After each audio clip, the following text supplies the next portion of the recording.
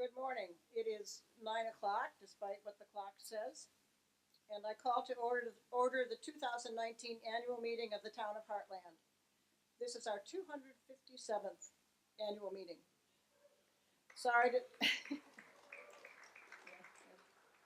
I'm sorry we have no road trio song this year. It is our long-standing custom to begin with a salute to the flag.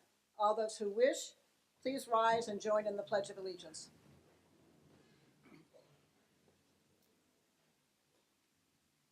I pledge allegiance to the flag of the United States of America and to the republic for which it stands, one nation, indivisible, with liberty and justice for all.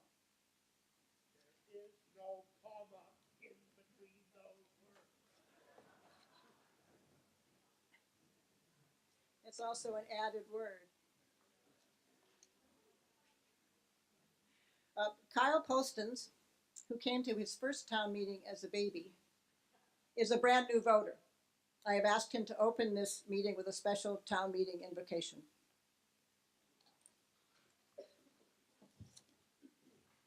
Thank you. Welcome to this town meeting.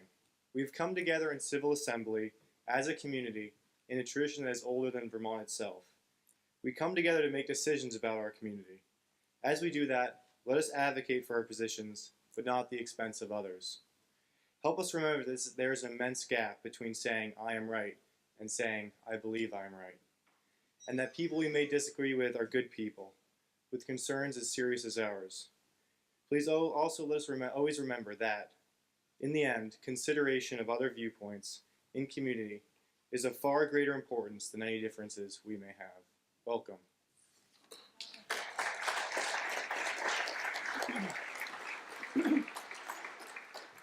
There. Thank you, Kyle.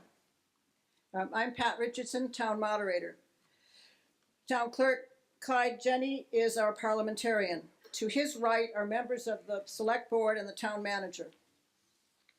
The business for today appears on the first two blue pages at the beginning of the Town Report. Article 1 is to elect by Australian ballot town officers and town school district officers for the coming year. The polls are open now for that purpose, and they will close at 7 p.m. First, a word from sound engineer Doug Linnell. If you're ready, Doug. Thank you, everybody. I just want a couple of notes on mic etiquette. If you're called upon, recognized by the moderator, please wait until one of our two mic runners. You raise your hand over there, Aiden. These two young men are helping us this morning. Please wait until the mic gets to you and you can speak normally and keep the mic near your mouth, and we'd all like to hear what you have to say. Thanks. Thank you. Please now turn off all your electronic devices. As Doug says, the mic runners are Judson Dunn over here and Aiden Sawyer over here. Before we take up Article 2, I ask unanimous consent that we welcome state legislators John Bartholomew, state legislators, period. John Bartholomew and Zachariah Ralph are our state representatives. Allison Clarkson is one of our three Windsor County senators. Alice Nitka of Ludlow is frequently here, Senator Nitka, but she woke up sick this morning. Without objection, we will hear from Senator Clarkson of Woodstock. Again, without objection, you may address any questions directly to them. Okay, John and Ralph, would you like to go first? Zach. Sorry.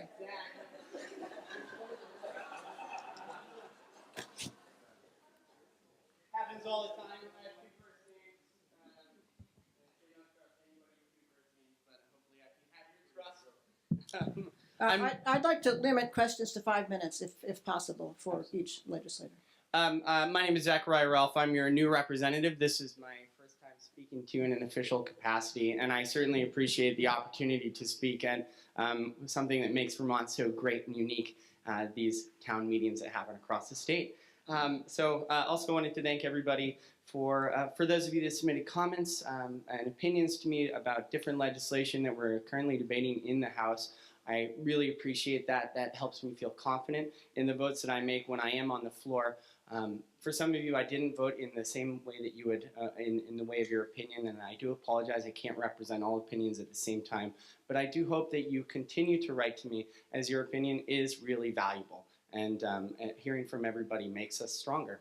So I also wanted to say that I've been, as a freshman legislator, I've been very well supported by our district mate, John Bartholomew, whose experience has been wonderful, and he's been a mentor that has guided me to make this experience much more comfortable. And of course, I also get to see Allison in the hallways, whose bright smile is always a welcome every day. So yeah, right back at you.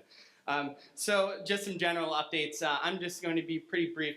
John's going to do a general overview. He's been there a little bit longer and definitely knows things. So I'm just going to say, I'm on the Commerce and Economic Development Committee. Right before I get to that, I wanted to talk about just one important issue which had come up this session, which was Route 5. I know there was one weekend in particular where I believe 3 individuals had their tires popped. This is definitely a very important issue for the entire Windsor caucus, and we've been meeting with our Vermont Agency of Transportation representative, Chad Allen, to discuss how we can possibly expedite the repaving of Route 5. Good and bad news. The good news is we are scheduled to have Route 5 paved in 2020. The bad news is it's not actually a long-term fix. We have an issue like many roads around the state where there's an 18-foot wide cement foundation. Our roads are wider than that, and as a result, any sort of minor repairs to the roads are usually short-term. And so, and they're also still very expensive. Our transportation agency is doing the best that they can with the resources they have available to them. However, we are only funding them about 64% of their budget needs. So there's more that we can do to support our transportation agencies, which will hopefully lead to the repaving of our road here on Route 5. So thank you everybody that submitted comments. It definitely put a fire underneath the Agency of Transportation to look at this, put some signs up, put some temporary fixes in place. So on commerce and economic development, we are focusing primarily right now on workforce development. We hear a lot about the state of our economy, and again, in terms of that, good and bad news. Our economy is doing well. We are growing. As a state, our economy continues to grow with the rest of the nation. We were shielded in some ways during the Great Recession from some of the big ups and downs that the rest of the nation saw, and that's because of our frugal financial practices and good governance.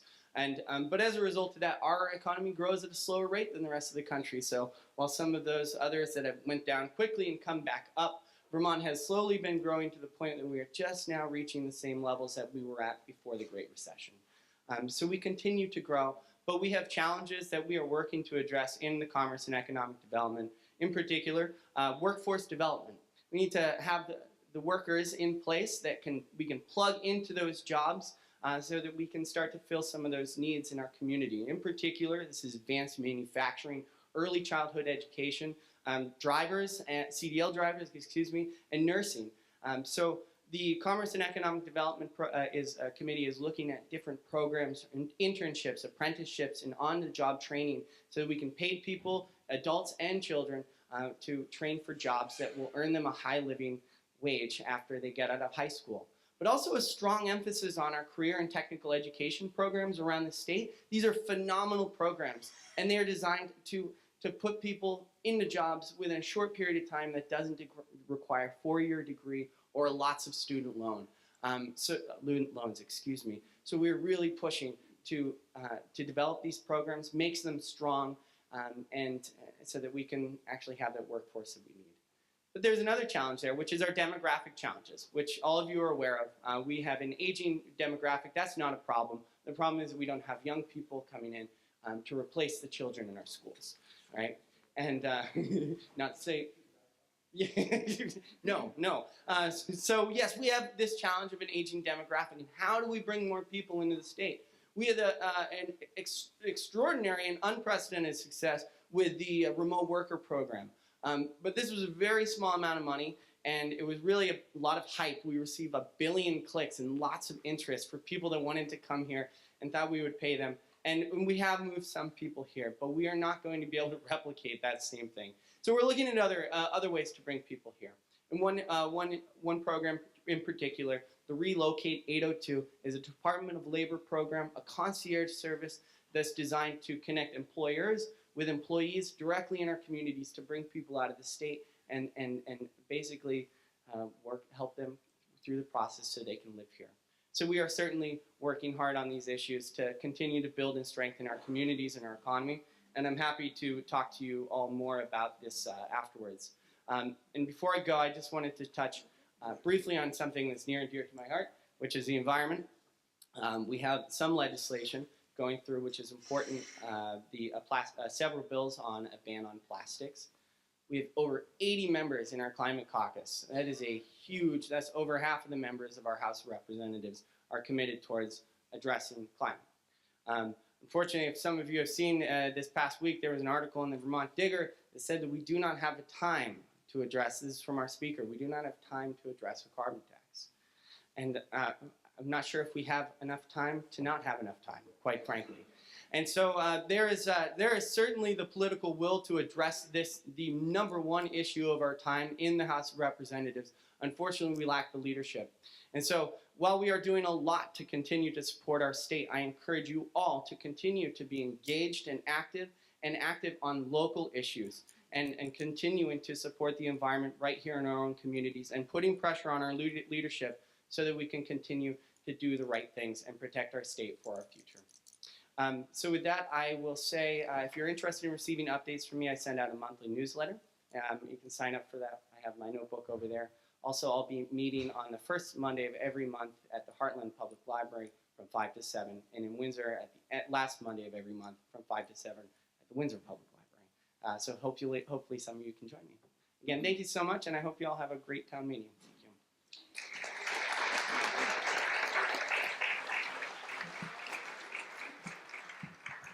I always have to express how appreciative I am for you to send me back. This is my 5th term going back, and so thank you for re-electing me, and it's an honor and a privilege, as always, to serve this district and this town.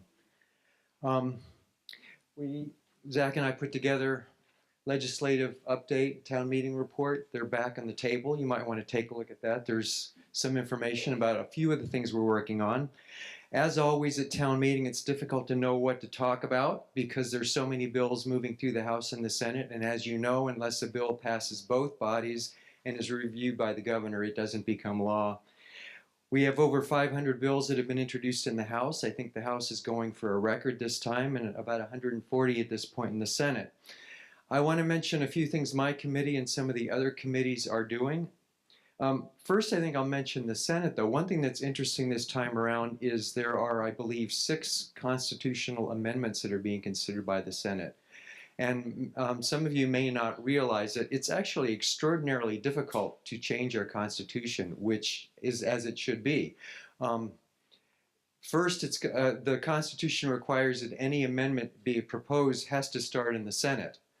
The Senate has to pass that by a 2/3 majority of its members, and the House has to concur. Then, the next biennium, 2 years from now, the next legislature has to adopt the same amendments.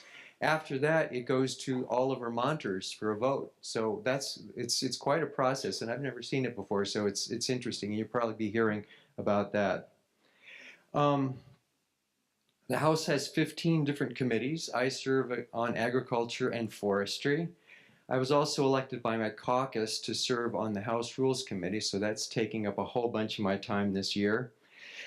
All the committees are working on many issues. I'll just mention a few of them. My committee has been spending a lot of time talking about our pollinators, concern about our honeybees and native pollinators. As you probably know, they're critically important to our food supply, and it's been estimated that 1 out of every 3 bites that we take is somehow related to pollinators.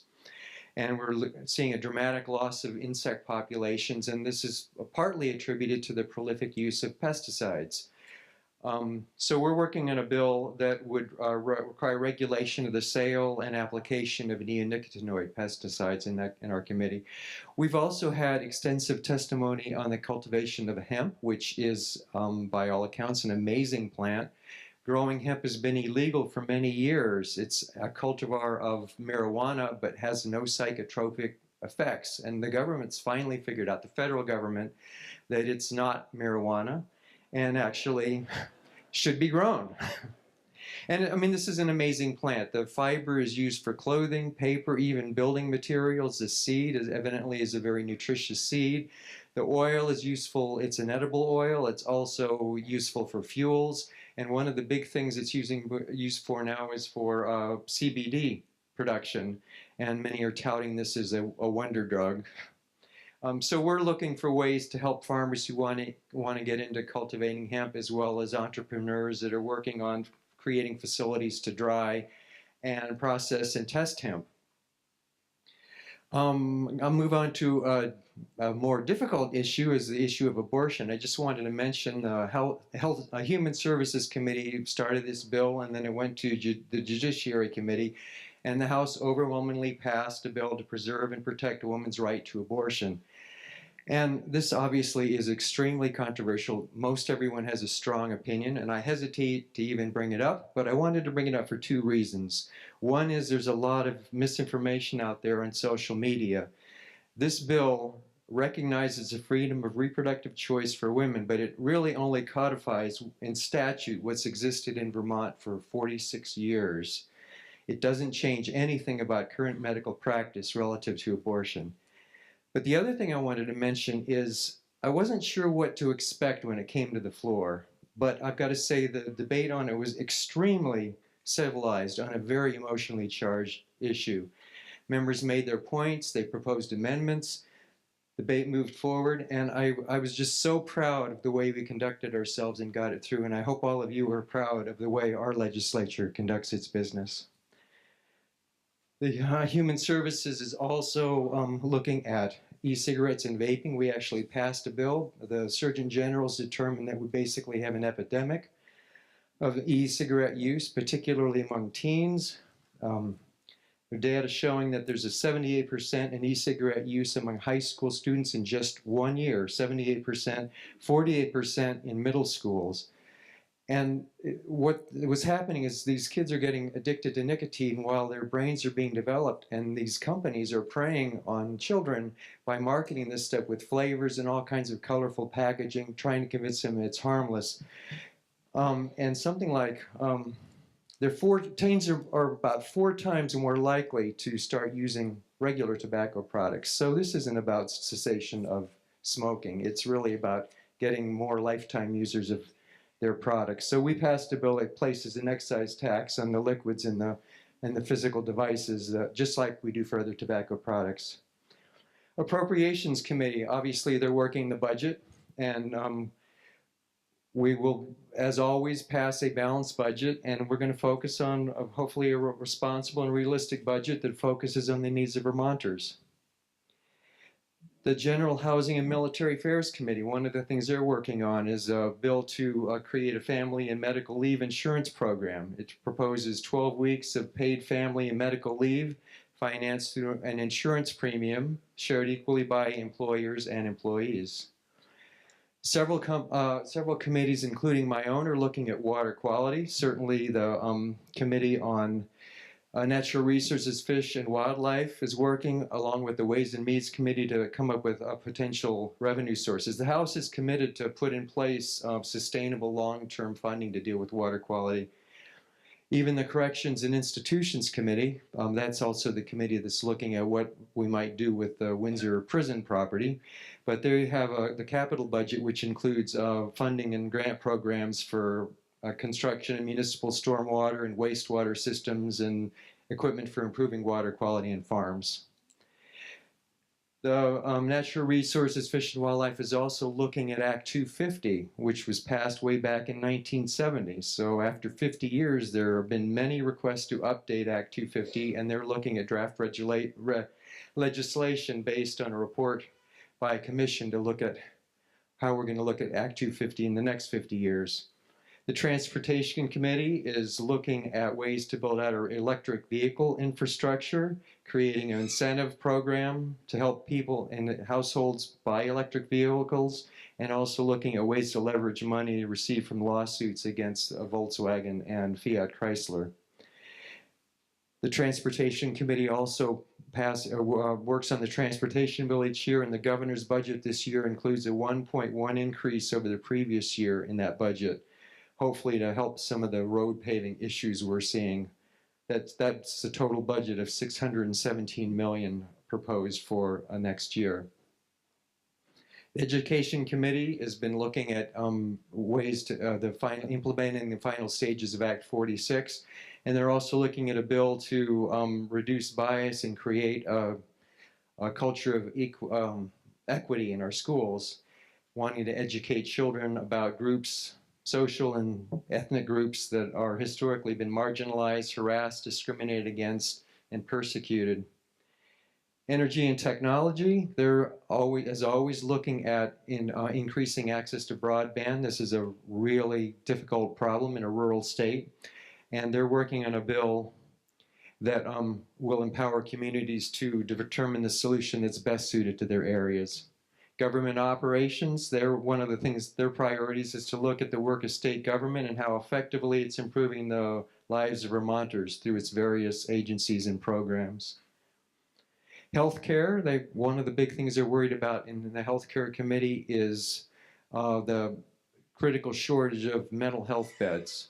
So if there are people who are having a mental health crisis, there just aren't places to put them. So they're trying to work on a solution with that. And of course, health insurance. With the uncertainty coming out of Washington, they're committed to make sure Vermonters have access to quality health care. These need to be policies that are both available and affordable. And the good news is Vermont has one of the lowest uninsured rates in the country. We're at about 3%, compared with many other states that are as high as 7 to 10%. And they're also working on ways to decrease the number of underinsured Vermonters. And the last committee I think I'll mention is Judiciary. I won't mention Commerce because Zach covered that. They're studying bias-motivated crimes in an effort to ensure that Vermonters do not have fear for their safety or the safety of their families. And that's there's just all this prejudice these days about over race, religion, sex, gender identity, and disability. So they're looking at a way to address that. They're also working on extending the statute of limitations for several crimes, including manslaughter, first-degree domestic assault, and sexual exploitation of a minor. And kind of on the other end of that spectrum, they're working on a way to increase the number of convictions that are eligible to be expunged from someone's record, which would give Vermonters who've lived as law-abiding citizens for years a chance to move forward from a troubled past and achieve success. So I think I touched on every single committee just briefly. They're doing much more than that, but there's a lot going on. And again, I want to thank you for the opportunity to serve, and make sure you contact us if you have any questions or concerns.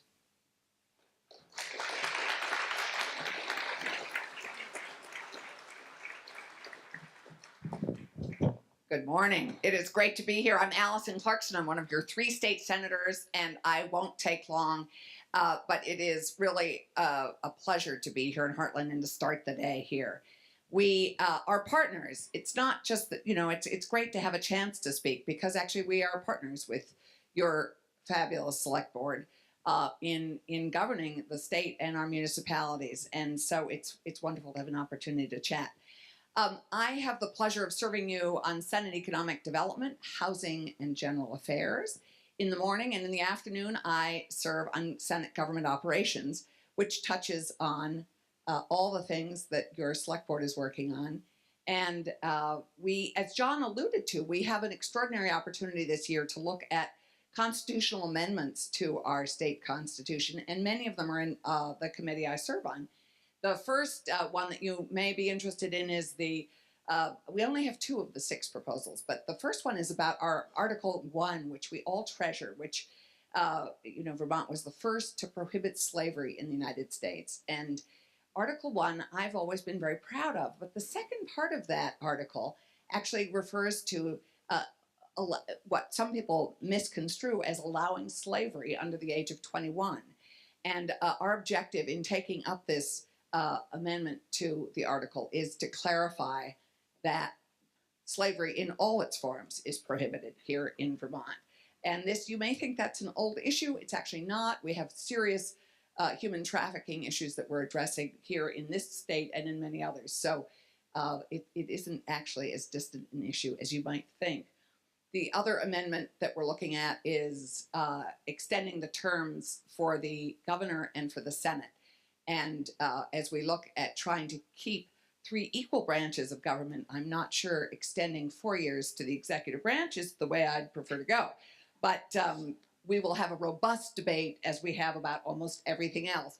Senate Economic Development is always exciting, and I follow in the steps of our own Hartland State Senator, Matt Dunn, and it was really a pleasure to hear him talk about the Center on Rural the Center on Rural Innovation at our field trip that we took in Bradford a couple weeks ago. And I'm reminded what skills and talents and expertise we have in our state and among our friends and neighbors. The first thing we passed actually in the Senate and out of our committee was increasing the minimum wage. I would say that the 2 overarching issues that we face in this state in one form or another are poverty and climate change. And you will see in most of our bills, we address in some fashion one of those 2 issues. And minimum wage is certainly a big piece of improving the lives and incomes for our low-income Vermonters.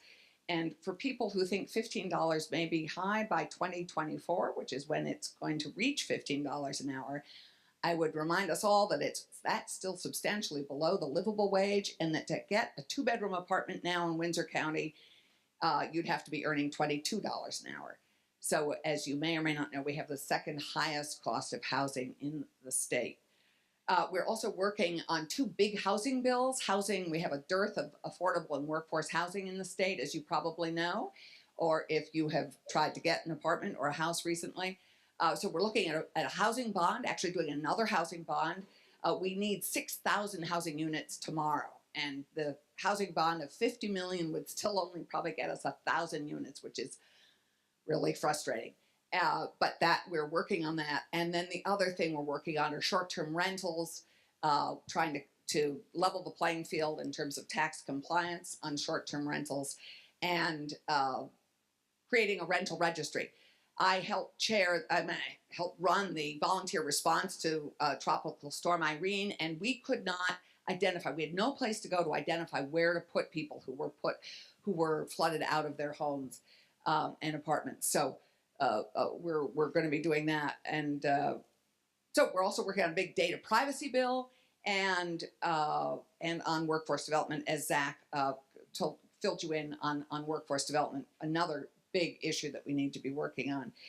In government operations, actually, one of the bills we're working on affects select boards and would give, as you may or may not know, we're a Dillon state, which means the state oversees all the municipalities and is the last arbiter on all things. And we're looking at extending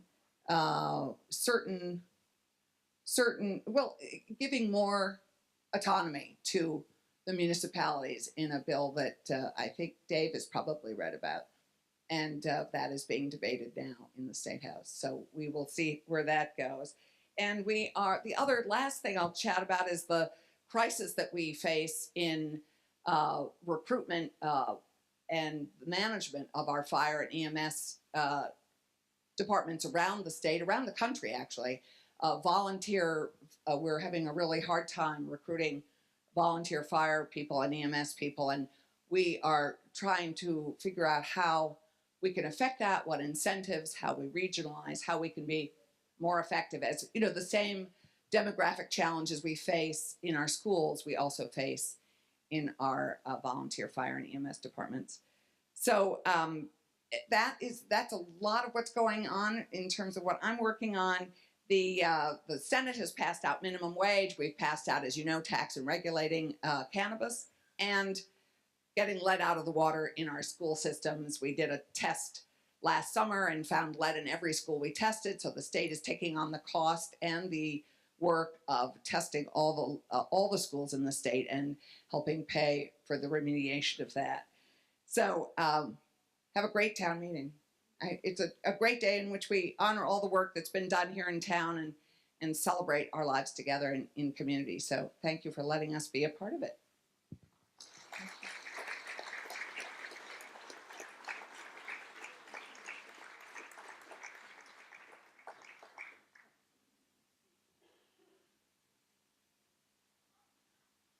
Done? Okay, thank you. You can speak to the legislators as they leave, if you can catch them on their way to another meeting. Now we recognize Rob Anderegg to present the 8th Annual Conservation Commission Award.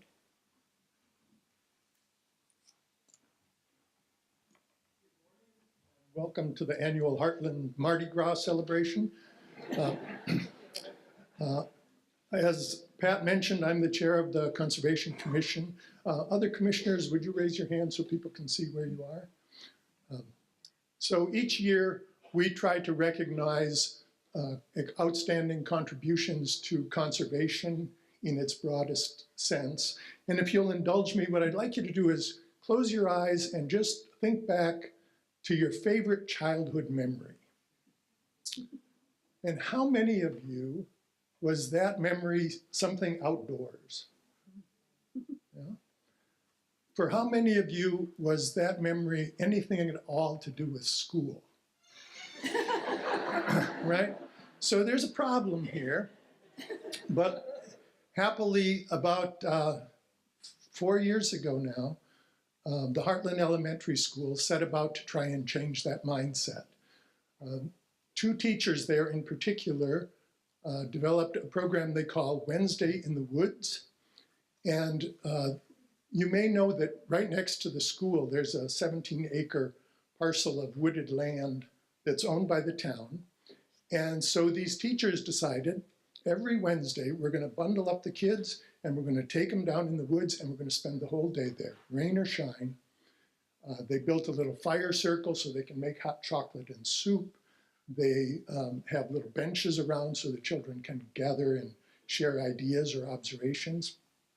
And so they go down there and they just do stuff, you know. They play. The kids think it's just fun. So they're climbing trees, they're building fairy houses, they're sliding down slippery slopes, they're building dams in a little stream. But really what they're doing is they're learning. They're learning about social interaction, they're learning about observing, they're counting, they're learning shapes and colors. They're doing all the things that people would do in a kindergarten class, except they're doing it outdoors. And this is really foundational for developing the next generation of people who care about the environment and conserve the environment, is this development of a connection with nature, particularly now where kids are so involved with screens. Just having time outdoors is critically important. So this year, our award is going to the Wednesday in the Woods program, and in particular, the two teachers who have started it and kept it running. There's a delightful blog that they keep with pictures and quotes from the children. The program was featured in a video, about a 20-minute video that Antioch University made called, appropriately, The Best Day Ever. And so if you guys would come forward, we'd like to recognize Amanda Hull and Lauren Skilling and the Wednesday in the Wood program.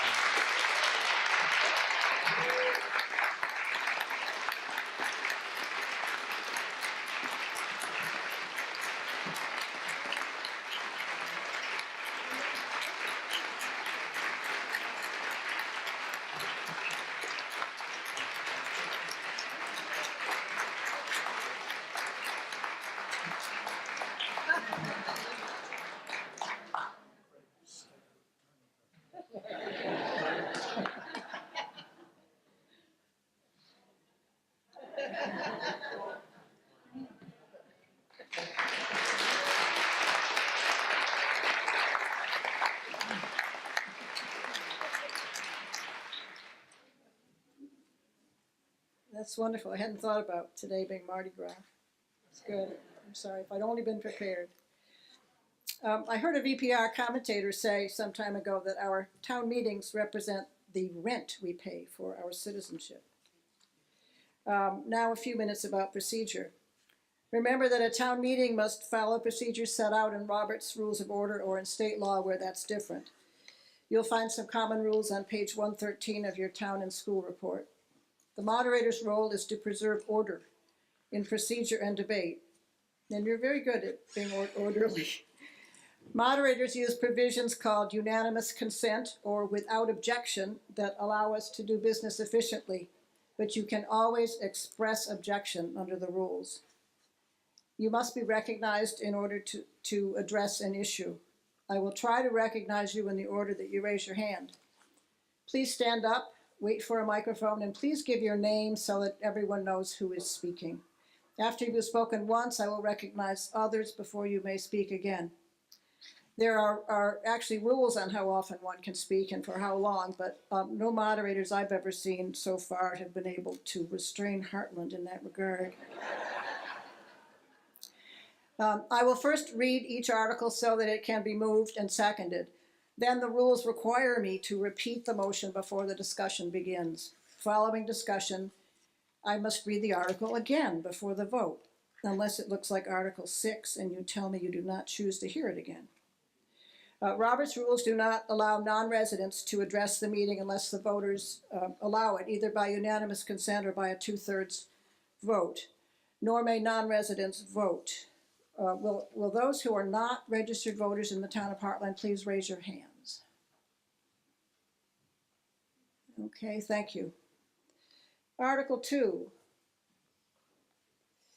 Shall the town vote to appropriate $62,900 to support the Hartland Volunteer Fire Department, such funds to be raised by taxes? Will someone move adoption of Article 2? Mr. Sanders moves. I'm not sure I'll take Ms. Buck as a second. I'll take Ms. Merritt as a second. It's been moved and seconded. Article 2, shall the town vote to appropriate $62,900 to support the Hartland Volunteer Fire Department, such funds to be raised by taxes? I assume John Sanders, the fire chief, would like to make a presentation before discussion. And there are a few seats down in front, by the way, unless the select board's going to sit down.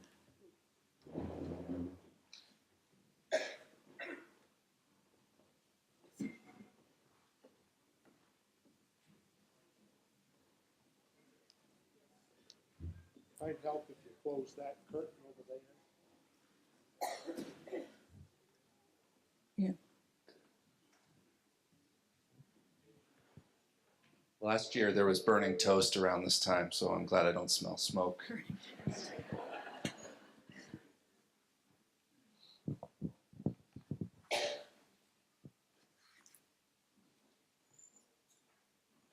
Somebody could shut off this first row of lights that's listed as welcome.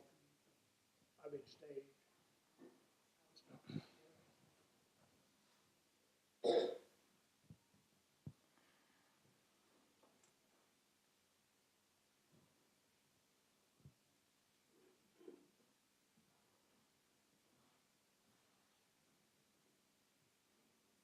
The floor is yours when you're ready. All right, thank you very much.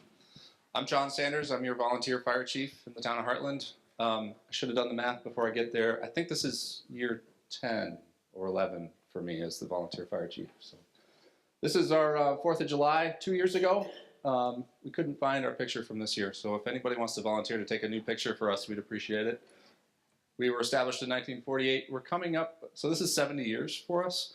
And we decided to just put our heads in the sand and wait for year 75 and do something. Next slide. I'm really up here to honor everybody here. It's a real honor to be the fire chief of a bunch of really, really great people. Unfortunately, our numbers are going down, and a lot of those people are getting older and having families, and just like the school and the senators have talked about, we're having a hard time recruiting people. So if you know anybody, send them on down on a Thursday night and we'll get them excited. We have 27 members right now. 9 of them are also on the rescue squad. Alan Beebe is not here, but I will speak for the rescue squad as well today. And we did 145 calls in 2018. And I'll show you a slide in a minute. The people with a red border around them are the ones that are also on the fire department, also on the rescue squad and the fire department. And I'm the chief. Scott Bowers is the assistant chief. Doug Harrington, Bill Barrows, and Zach Wood also help as our commanding officers. Amber is working as our secretary, and this year Martin is doing our bill paying, which is a real help. Next slide. This is our rescue squad, which is 13 members. Two of those people, Cheyenne and Cindy, are in an EMT class right now, and so we're gaining some ground there. But we did 227 calls in 2018, which is it's a lot, and you'll see from my statistic that there's a bit of an uptick there. And Alan Beebe remains our director. I wanted to do a quick shout out to Paul Winham and Dottie Morse from our rescue squad and fire department. Dottie did the books since 1988, 30 years. Paul Winham did 20 years, and he's now a migratory species going down to Florida. But he will be back, and he's really anxious to get his pager back and help out when he's back in town. Bill Blodgett, right here, 40 years, actually more than 40 years.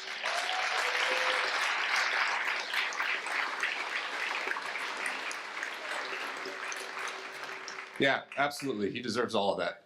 He's a curmudgeon and a bastard and a real mean guy sometimes, but he's also our historian and the guy that just knows everything about every call that everybody ever went on. And I really respect all of the knowledge that he brings with us. Thanks. Thanks, Bill. So these are the fire department statistics since 2008. I try to keep a 10-year log just so we can look for any trends. I don't think there's an obvious trend here. Just to help you out a little bit, red means there's smoke or fire. Blue means there's a crash in town. Blue with little snowflakes on it means it was on the interstate.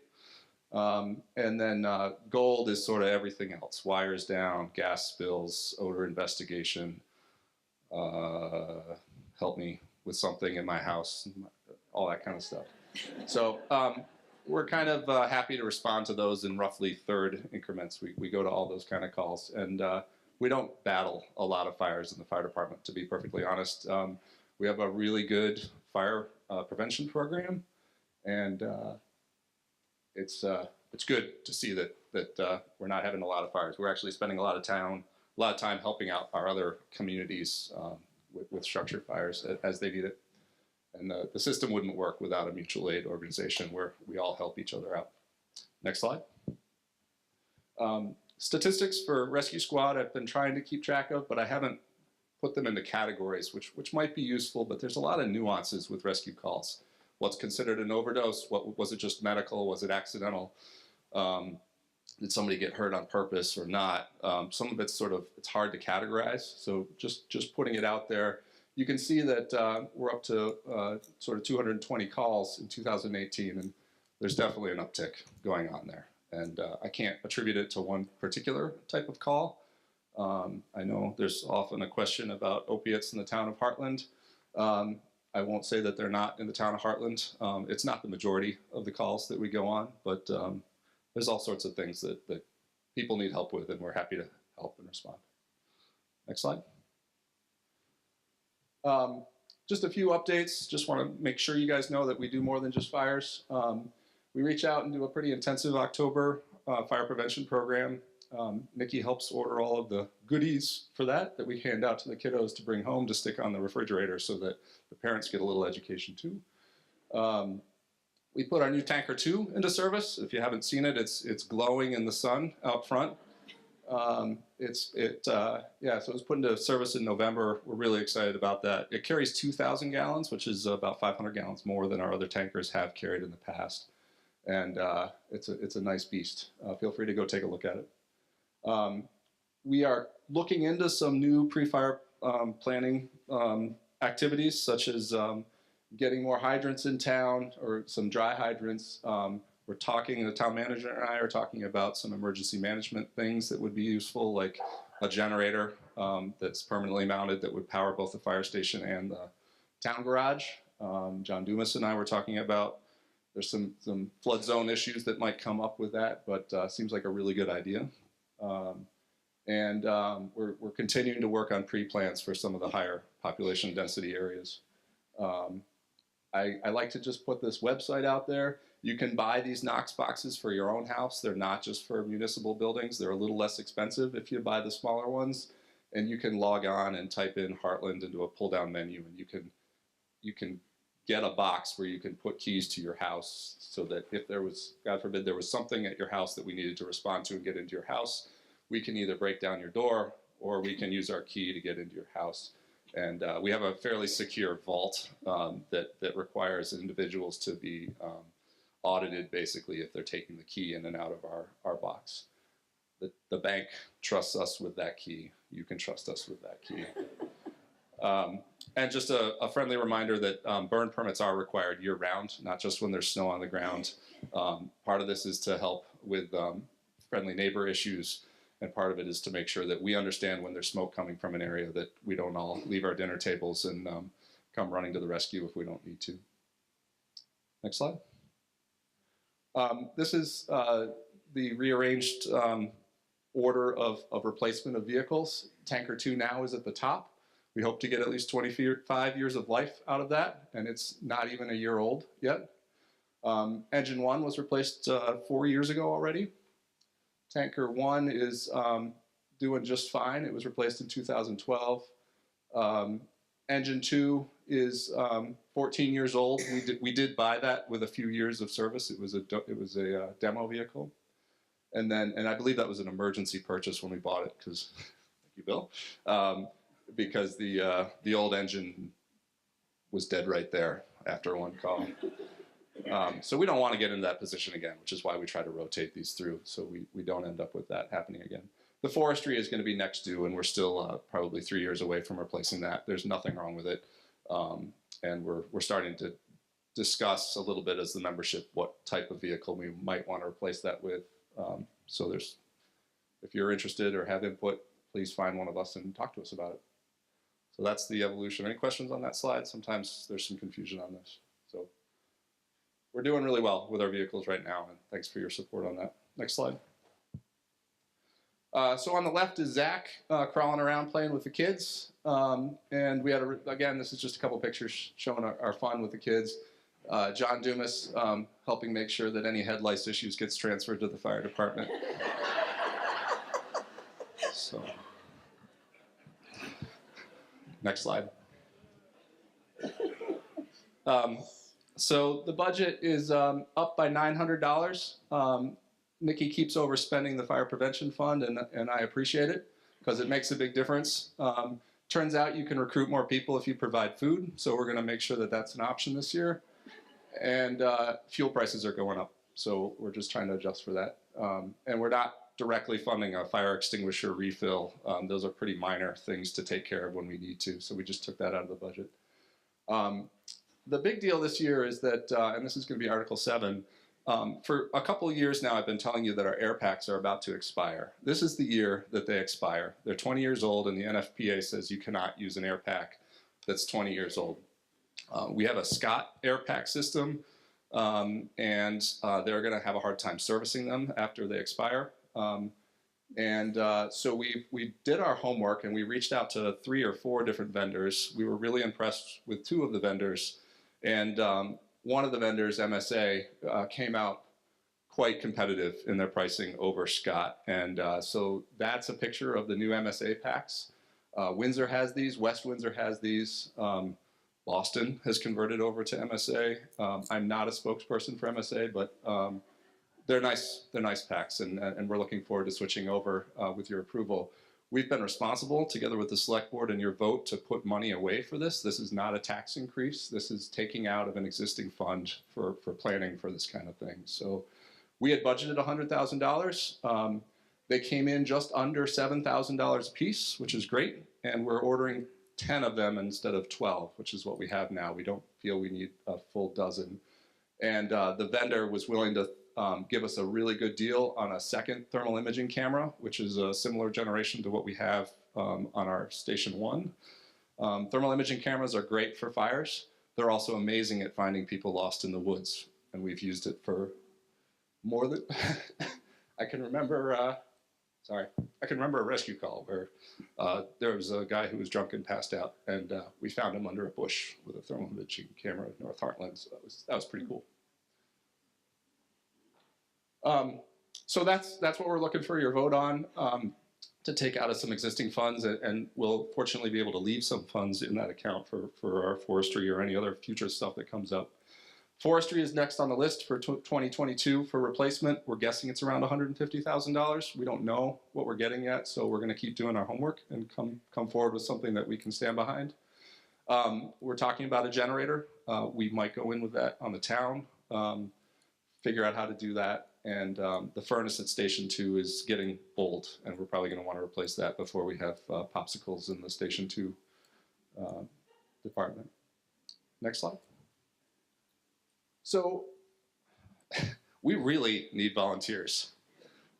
I don't know how to put it any more clearly. Our rescue squad membership is down. Our fire department is holding steady. There's a lot of calls during the day that I can't respond to. There's a lot of weather that keeps our town highway busy. So come join us. Come find a way to participate. We could really use some help. There's a lot less interest from our younger generation. We used to get these 18-year-olds that first thing they wanted was a red light. The next thing they wanted was a siren permit. And they wanted to be driving as soon as possible. It was a great problem to have, and I miss it. It's a pretty big time commitment, but the state's doing a good job at they're putting together a program that's going to allow us to be sort of do fire recognition, sort of a much lower threshold for getting into it. And I'm excited to see that program rolling out. We would like people to be trained to at least some baseline. So we do want people that join to go through a training session. So the normal Firefighter 1 course is about 150 hours, and the normal EMT class is about 180 hours. So it is not insignificant to do so. So you can go into burning buildings, but not very often. There's a lot of other cool things that you can do to help us out. So if you're interested, come find one of us. I'm not going to read through all of these. This is a slide I put up last year. Just a reminder that there's about 1.2 million firefighters across the country, and over 814,000 of those are volunteers. It's a pretty big deal, and all departments are struggling right now. I think I'll leave it at that. I won't read the rest of these. So. Any questions for me? Yes, sir, in the back. Oh, I'll let you. No, Sorry. go ahead. Yep. Yeah, go ahead. Yes. It's coming to you, and please identify yourself before you speak. My name is Craig Stedman. I live on Beaver Lane in Hartland, which is about a mile north of the Four Corners on Route 12. And last year, unfortunately, I had to use rescue twice. First time, it was Windsor Rescue that came, and then I was injured on Route 5, and it was Hartford Rescue that came. Are those counted in Hartland's rescue calls? So we put up the numbers for the number of calls that Hartland Rescue was called to the scene. Hartland Rescue will always be called to the scene in Hartland. We contract out to 3 different ambulance agencies, Windsor, Woodstock, and Hartford. And there are times where the 9 people that are up on the Hartland Rescue Squad list are not able to make the call. And we depend on the transporting agency, the ambulance company, to come to those calls. Yes, I was just wondering if those were counted. The other part is, I'm 70 years old, and I've noticed that the Hartland population is aging quite a bit. Yeah. Is that another reason for the uptake in rescue calls? So without categorizing or data mining into it, I can't answer that with high confidence. We do a number of lift assist type of calls and aiding calls to aging populations for sure. Yes. Well, thank you very much, and keep up the good work. Thank you. Other questions for the chief? Wow, really? Oh, yeah. So, Okay. Discussion on Article 2? No other discussion on Article 2? Discussion or questions? If you're ready for the question, the article is, shall the town vote to appropriate $82,900, $62,900 to support the Hartland Volunteer Fire Department, such funds to be raised by taxes. All those in favor, please say aye. Aye. Opposed, nay. The ayes have it, and you have adopted Article 2. Oh, yeah, yes, lights back again, please. And I guess select people can come back too, and manager, right?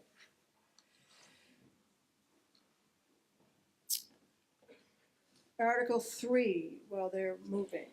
Article 3 is, shall the town vote to appropriate $14,500 to support the Hartland Rescue Squad, such funds to be raised by taxes. Will someone move adoption of Article 3, please? Mr. Renfro moves, Mr. Anderegg seconds. The article is, shall the town vote to appropriate $14,500 to support the Hartland Rescue Squad, such funds to be raised by taxes? I think the chief addressed the rescue squad in his presentation, so at this time we would welcome questions or discussion. Dr. Marin. You'd like to close debate? We haven't started debate. But, lives. pardon me? Louise lives. Oh, stop. Fair enough. I don't even think we need to vote to close the question. There is no discussion, evidently. So you're ready to vote on Article 3. Shall the town vote to appropriate $14,500 to support the Hartland Rescue Squad, such funds to be raised by taxes? All those in favor, please say aye. Aye. Opposed, nay. You have adopted Article 3. Articles 4 and 5 are shown as by petition. This means that voters representing at least 5% of the checklist have petitioned that the article be included on the warning. Article 4. Shall the town vote to appropriate $1,500 to support cover home repair, such funds to be raised by taxes? Will someone move adoption of Article 4, please? Ms. Bruce moves. Mr. Singer seconds. Ms. Bruce. The article is, shall the town vote to appropriate $1,500 to support cover home repair, such funds to be raised by taxes? Is there someone who'd like to address this article? Ms. Stevenson, right?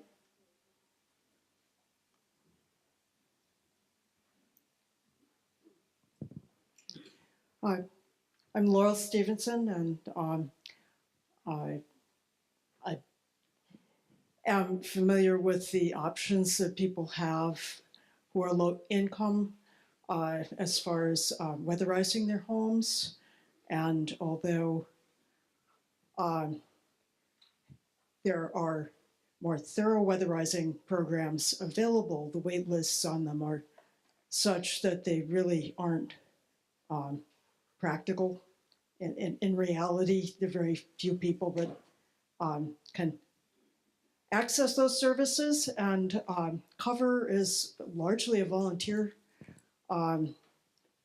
Volunteers get together and do the work. It's really a good bang for your buck, and weatherizing is really important, and it's important that everybody have access to it, and so I'm very strongly in favor of this program. Thank you. Anyone else? I observed that there is a cover report on page 78 of your town report. Anyone else would like to speak to this article? Any of those who petitioned for it? Doesn't look like it. If you're ready for the question? The article is, shall the town vote to appropriate $1,500 to support cover home repair, such funds to be raised by taxes? All those in favor, please say aye. Aye. Opposed, nay. Okay. The ayes have it, and you've adopted Article 4. Article 5. Shall the town vote to appropriate $2,000 to support the Hartland Farmers Market, such funds to be raised by taxes? Would someone like to move adoption of this article? Mr. Farnham moves. Is there a second? Ms. Stevenson, okay. Ms. Barney, seconds. Who moved? I can't remember even now. This is why I'm retiring. Oh. Shall the town vote to approve $2,000 to support the Hartland Farmers Market, such funds to be raised by taxes? Is there discussion of this article? Would someone like to speak in favor of it? Mr. Straffolino, is that right?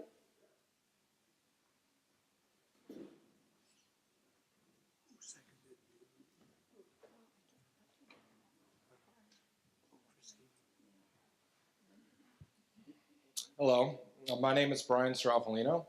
I'm a farmer and seed saver, and I'm also the manager of the farmers market.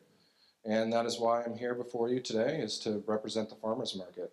I'd first like to thank everyone that signed the petition. Really appreciate your support.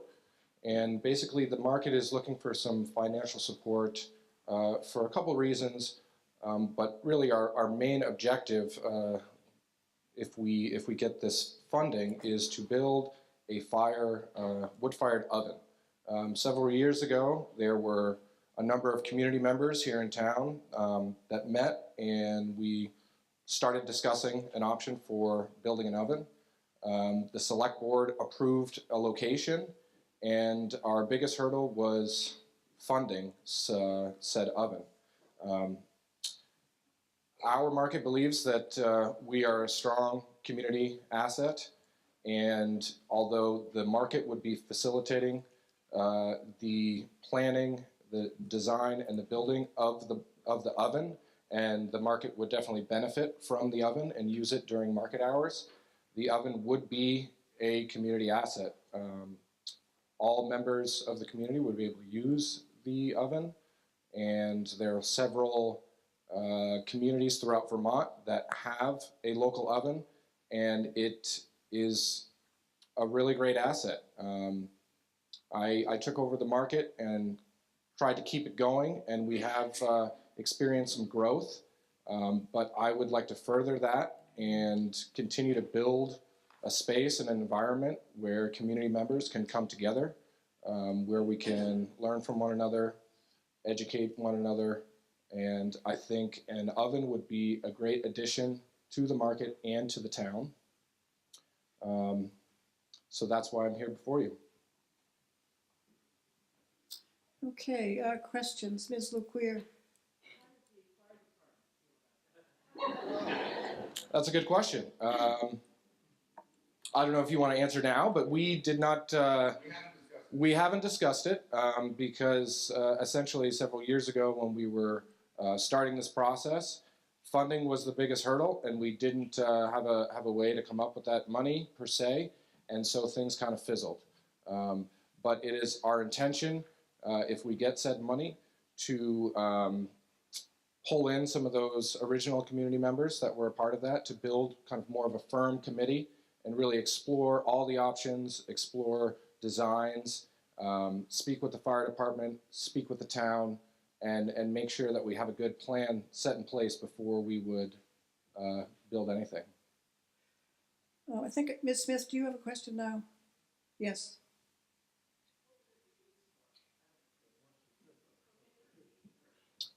It would be used for cooking. So we have several bakers here in town that have expressed a lot of interest and enthusiasm for an oven. So I envision during the market hours, we would maybe be doing flatbreads of some sort, and either a local vendor or a community member could come and bake pizzas and share it amongst the community. As many of you might know, the market is on a Friday evening. It's from 4 to 7 p.m. So any sort of food item is really important for the market. It creates more of a family-friendly environment where people could come, have a bite to eat, do some shopping, and then we have other programs that we've expanded over the years to really engage families, children, and kind of make this a really fun environment. And I think an oven would hugely benefit the market. And then outside of the market, anybody in the community could use the oven. So we could have a bread bake once a week. Or so, for instance, Norwich, which is very close to us, they have a outdoor oven, and for a while it was a big community event. There would be weekly bakes, and people would either bring ingredients and breads or flatbreads to bake, or other people would donate things, and then community members could come and bake things. So the intention is that it would be used for the market and for the community, and we haven't really explored all the options in terms of how we would organize this, but that's basically what we're looking to do. Okay, and there are more questions. I'll take Mr. Sangster and then Mr. Hart.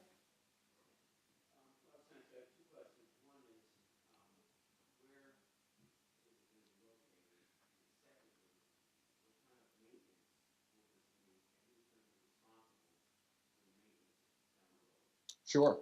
So the site that was approved by the select board a number of years ago would be at the market location. So if you're facing the library and there's the market site and then there's the tree line, it would basically be in the far corner of the market site area. So not quite all the way over by the soccer fields, but before it kind of starts to downgrade towards the soccer fields. And of course, we would have to get that site location reapproved by the select board, but that was the original location. And in terms of maintenance, I think that's something that the committee would need to explore, but there is not that much maintenance, especially if there is an enclosure or a roof structure over the oven. It would just be a matter of cleaning out the oven once it's been used and discarding of the ashes. And I think those are all minor things that either community members would step up and do, or, I mean, I don't want to necessarily sign myself up, but certainly if it was during the market, I would make sure that the operation was taken care of and any maintenance would be done. Mr. Hart?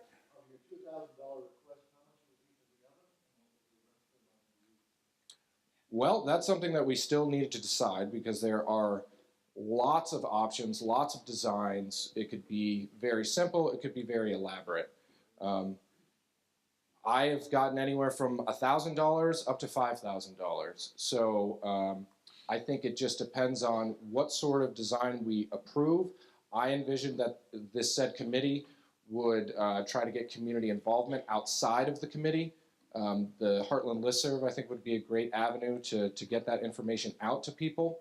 And personally, I work in the trades part-time, and I know a number of builders that I think would be interested in maybe donating materials. So I think once we have a design, then we can kind of piece together how much, how we can make this work. And I feel very confident that we would be able to get donations, be it materials. I know for sure we would get community involvement with building it. There's a number of people here in town that have small ovens at their house, at their personal residence, and they have expressed interest in this process. So I think the $2,000 would probably cover it, depending on a lot of variables, but I think that we could certainly make it happen. Okay, there's still more questions. Let's see, Mr. Dunn in the balcony. And more. Hi there, Jameson Dunn. I was concerned about this much for the same reason I was concerned when the select board tried to buy the house down the road here, and that without a plan, we don't know how much money is going to be used, how it's going to be used, and how much it can actually, and how much it'll actually cost. And so I really would encourage, I'm going to vote no, and I really would encourage you to come up with a plan, do the community organizing and things around that first, and then approach us with a much more concrete plan that we know we're paying for. Because I think right now we're giving you a lump sum of money without knowing how it's going to be used. Thank you. Yeah, I respect that, but I think we need to guarantee that, or not, maybe not guarantee, but know that we have some sort of funding to work with before we really pursue the process, because we tried to do some planning, initial planning in the past, and really the biggest hurdle was funding. So I respect that, and I acknowledge that I am coming at this a little blind, but I think there is enough community support. People want this. It would be a strong community asset, and I think we would be completely transparent in the planning and designing process so that the town is aware of everything that we're doing with regard to this project. I think Mr. Peychaud's next, and then there are a couple of people in the balcony yet to be recognized. Good morning, Chet Peychaud. Just a procedural question on Article 4 and 5. Is Article 5 to be construed as a one-time appropriation and not an entry to the gimme list? It's at Article 6. And the same question would go back to Article 4. Was cover, when we approved that, does that enter that onto the perpetual list, or is that a one-time appropriation? It wasn't made clear. So I can't speak on behalf of the cover, but on behalf of the farmers market, I would think that this would be a reoccurring financial support. I think there are many different things that we can do for the community via the farmers market, and continued financial support would allow us to keep our vendor fees low. They are some of the lowest in the state, and that allows a lot of community residents to come and to sell their wares. Some of you may have come to our holiday market. We had 28 vendors, 20 of which were all Hartland residents. And of those Hartland residents, the majority of them had never participated in the farmers market, and some of which said that they can't afford to do so. I think there are other interesting projects that we've played around with over the years, and we are an extremely small market. We rely heavily on sponsorship, and if we had a little more consistent financial support from the town, that would alleviate some of that need to get sponsorship, and it would also allow us to do a lot of things. We've been trying to engage with a lot of other community organizations and really try to broaden the impact of the farmers market so that it's not just a business-based market, so that we are focusing more on education and creating a fun family environment. So I think the brick oven or the wood-fired oven would be a great addition to that, but I think there are other things that we could pursue in the future to really make the market a central piece of Hartland. I can address your question about Article 4, Mr. Peychaud. Cover has been in the agencies we support. This is an increase, which is why they were required to present a petition. And I think there were questions in I would just like to balcony. Wait a second, please. It is in relation to his question, though. That's fine. I'd like to recognize people who have questions in the Sure, balcony. of course. Yeah. Okay. I can't see who that is. Is it? Please identify yourself. Oh, it's Mr. Moranci. Good.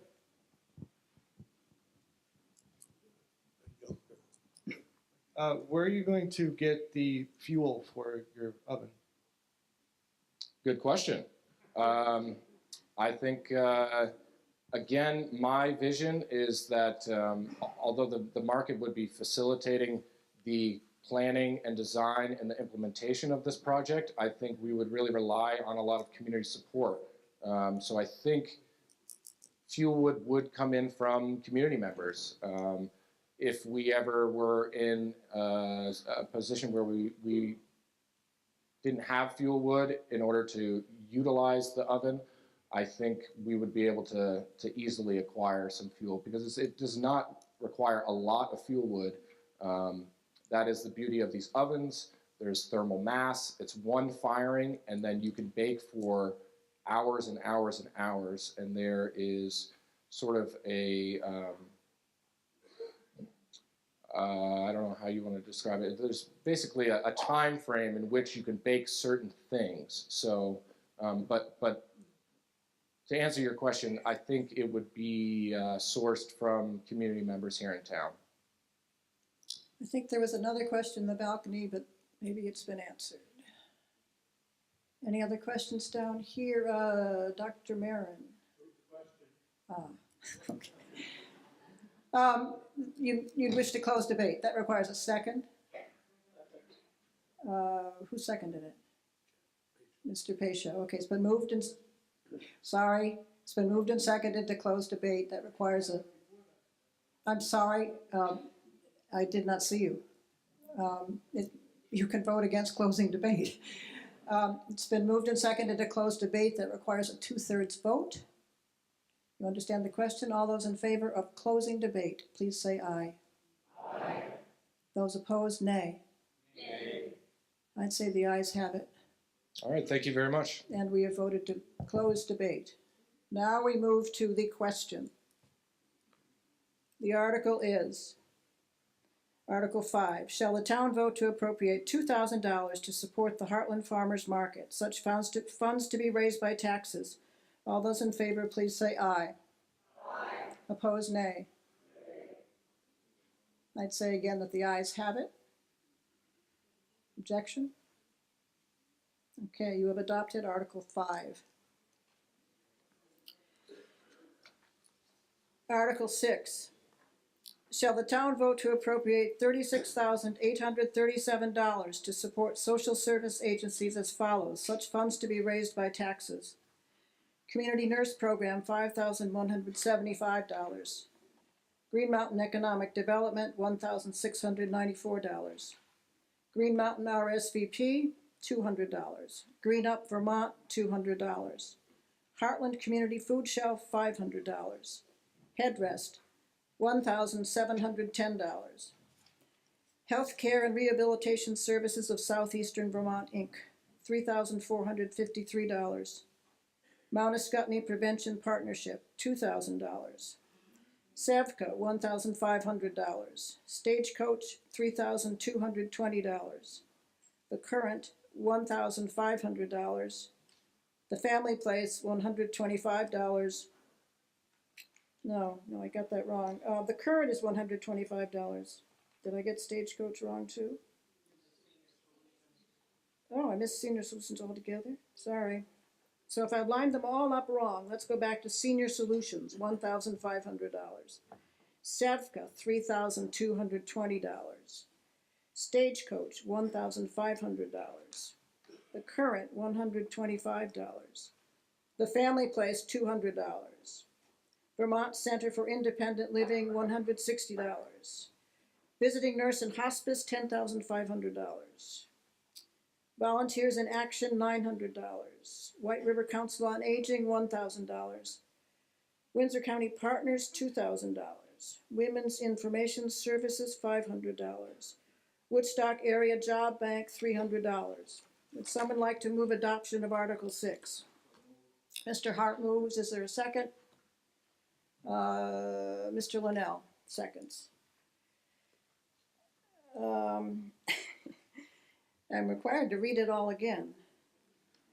Why don't I just read the total amount, with no objection, okay? Shall the town vote to appropriate $36,837 to support social service agencies in the list, such funds to be raised by taxes? And I should note that I believe they all have reports in the town report, although I did not write down the page numbers. Is there someone who'd like to address a specific issue or a general issue on this article?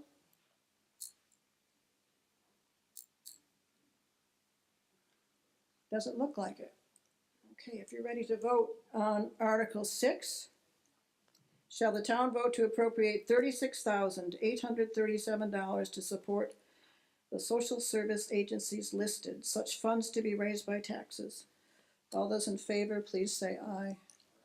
Opposed, nay. The ayes have it. You've adopted Article 6. After all that heavy lifting, I'd like to ask Lister Doug Linnell to tell us something about the ongoing town reappraisal before we take up Article 7.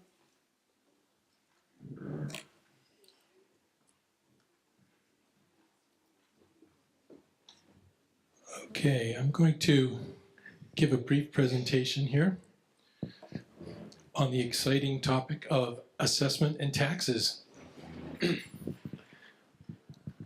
which maybe not as exciting as it sounds, but I think as taxpayers, this is stuff that we all should know, and this is just an explanation of the basic system, how it's meant to work.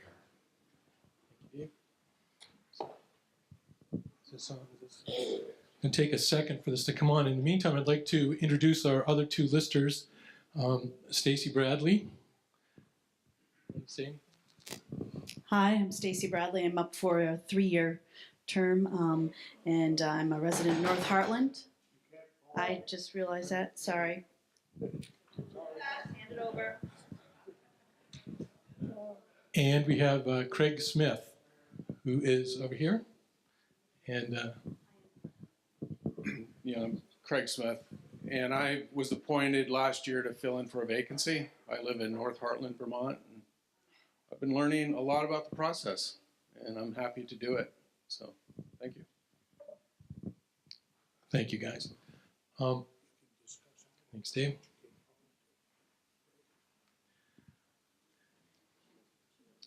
So this is, like I said, a basic overview of the annual cycle that we have for assessment and the tax structure. So I want to start with showing the calendar as a kind of a clock face. So New Year's Eve is at the top. And the best way to kind of start is with town meeting, that's today. And the big thing is we vote on how much money will be raised by taxes. So there's a town meeting in early March. The next milestone here is April 1st, which is the effective assessment date for the 2019 grand list. So this is also the beginning of the assessment cycle. So we look at the condition and ownership of all property on April 1st, and that's what carries through for the year. And I'm showing assessment information in blue and tax in red, just to keep that straight. So April 15th, as property owners, residents, that's our deadline to file the homestead declaration. That's Form HS 122, and that's all residents are obliged to fill that out every year. And then there's the household income form, HI 144, for the state rebate program for income sensitivity. And I think across the state, it's something like 60 or 70% of people get some money through this. So it's really a part of our tax structure, whether in some form or other. On June 4th is the lister's deadline to lodge the abstract or preliminary 2019 grand list. So that happens every year. June 4th is our deadline. It can happen before that, but that's the deadline. And then for this year only, on June 11th, we're going to have an informational meeting right here to talk about the reappraisal. I'll be sitting right here with the same setup and other information, but just to explain, because by then you will have seen your new values, which are coming out before June 4th. So June 11th, a week later or so, we're going to have just a general information meeting. And then 15 days after we lodge the abstract, the formal grievance hearings start. And again, that's like every year this happens. So July 1st is the state deadline to set the education portion of the tax. So that's the education tax rate, which for us is over 75% of our tax bill is education, and the state dictates that, and we don't have much to say about that. It's also the beginning of fiscal year 2020. So you can kind of see the assessment cycle starts 3 months before the fiscal year, which begins on July 1st. On July 22nd, the lister's deadline to lodge the as-billed grand list. So that grand list reflects the changes that happened during grievance. So now we have an adjusted grand list that is official, and that allows the select board to come up with and approve the municipal tax rate And so that they have the amount to be raised by taxes from the town meeting. They have the adjusted grand list, so they can do the local rate, and they know the state education rate by then. Tax bills go out with 30 days notice, usually in early August. And there are two parts to that. We have two payment periods in our tax cycle as voted by the town. I don't remember when, I think maybe in the 80s at some point it was adopted that we will have our two payments and two tax bills due. The first one is due on the second Friday of September. The second payment is due on the second Friday of February. So that's the basics of how it's meant to work every year. And a couple of other points. So property ownership and condition are established as of April 1st each year. So if Santa Claus had a day job, that would be great because he could go everywhere at once, which is what we're supposed to do. But in reality, when it gets to be March, so from now till April 1st, we'll be visiting properties that we know are under construction and try to see what percentage are they done. So that's, we're close to our assessment date. And when a property is sold, the property tax is usually prorated within the payment period that we're in. So this is we get a lot of questions about this and confusion. So based on what point of the year you buy a property, you might be liable for two tax payments, but they're in the name of the person you bought it from. So I know the town tries to send a bill to both the buyer and seller to help remind everybody about this, but that's a point that a lot of people are confused on. So if you buy a property between January 1st and March 31st, then the 2019 tax bill would be in the buyer's name because you owned it as of April 1st. And if it's after that, then it's going to be in the seller's name. Does that make sense? So, okay, let's see if I can. No, it's not really, because on April 1st, when a transfer comes through, we don't even process it until we get finished with our cycle. And in July, we start processing those sales. So the condition as of April 1st. So once we hit April 1st, your name will be in the next year, but not the year that we're in. So it's, you still own the property and stuff, but that tax bill is generated based on who owned that property on April 1st. So if you bought it, let's say in May or June, then the tax bill itself was going to be in the seller's name for that first year. Then next year, when it comes around again on April 1st and the new person owns it, then it'll be, the next bill will be in their name. It doesn't mean you don't pay the taxes. I mean, That's right. That's what I'm saying. Your lawyer will figure this out. Right, and typically that should be adjusted at the sale, at the time of sale. They'll prorate the taxes for the period that you're in. Are you going to explain the mechanical relationship between the budget and the grand list? The budget and the grand lists. No, I was talking about the amount to be raised by taxes, which is determined. That's what I mean.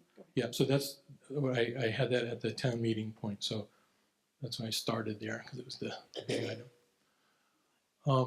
And so by town vote, the annual bill is due in two payments. So there's one bill and two payments, and there's two on the bottom of your tax bill. There's two tabs if you paid in person, but sometimes people are waiting for a second bill, and that's not how it works. So you get the one bill based on who owned it on April 1st, and it's due in two installments.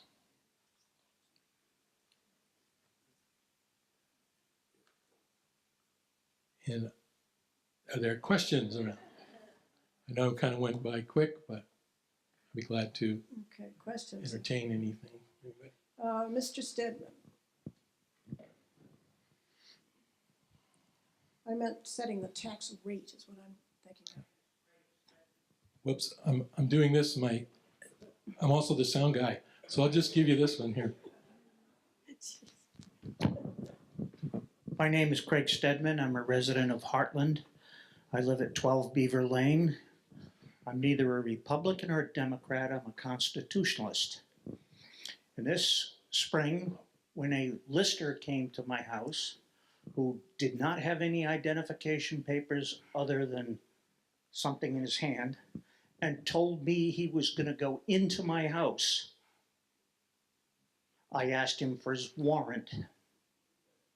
If a policeman can't enter my house without a warrant, what makes anyone think a lister should be allowed to come into my house without a warrant? I let him open the door, and my German Shepherd let him know he wasn't coming in. Now, I really objected to that. And I don't know what kind of training you give your listers, but I don't think they have a right to trample on the Constitution of the United States, which I served for 30 years and bled for. Thank you for your comment. We're not barging in, it's always with permission only. And you all have a right to say, you can't come on my property. If that's the case, Please, Mr. Stedman, let him finish. so you all have a right to say, no listers are coming on my property or going in my house. We're also obliged then to guess at your property value. We don't like to be put in that position to guess, but if we have to, we're going to guess. And then there's the grievance process that happens every year. So if you don't like how we guessed, you can talk to that. But in order to reduce, if we guess too high for your taste, you eventually have to let somebody look at your property to change that. And it might be the Board of Civil Authority as part of the appeals process. But we don't force our way in any place. We go somewhere, we send out postcards to let people know that we were coming for the townwide appraisal. If nobody's there, we would do the outside work, but if there's a no trespassing sign, we don't go on the property. We try to be very respectful of your rights. So. Okay, other questions for Mr. Linnell?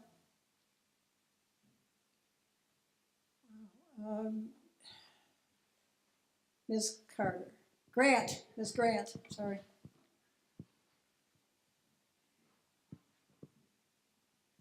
Jennifer Grant. I'm curious to know whether you use aerial information, such as Google Earth, things like that, in gathering information for the listing. Thank you. Yes, we do.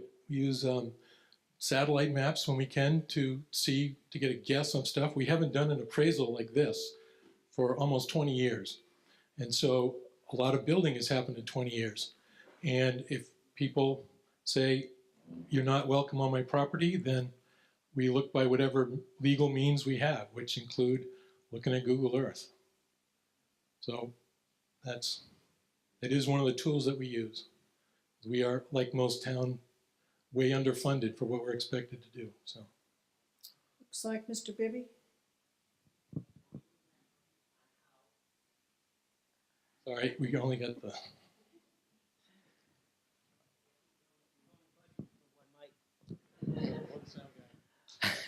Would you elaborate, Doug, on how the growth of the grand list should impact the taxes, the theory behind it, which is not always the practice?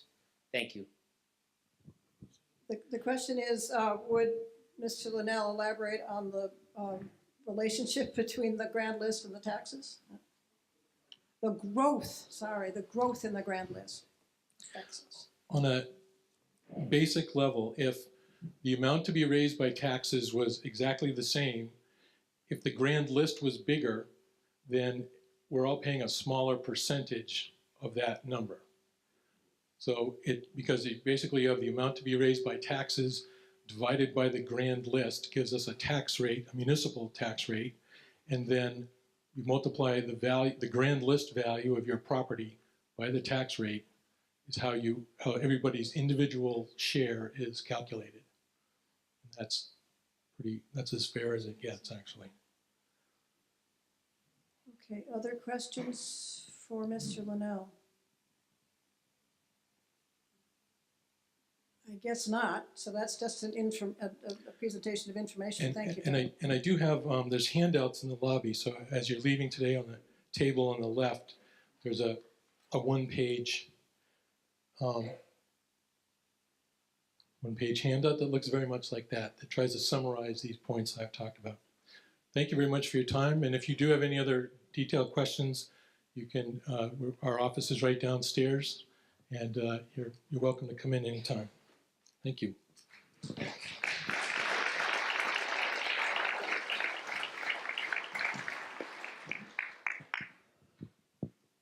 Okay, back to the warning. Article 7.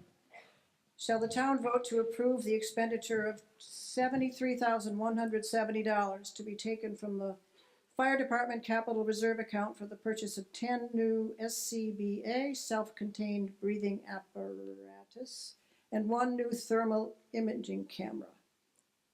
Will someone move adoption of Article 7, please? Mr. Renfro moves, Ms. Mushland seconds. It's been moved and seconded. Shall the town vote to approve the expenditure of $73,170 to be taken from the Fire Department Capital Reserve account for the purchase of 10 new SCBA and 1 new thermal imaging camera? Is there discussion of Article 7? Mr. Sangster?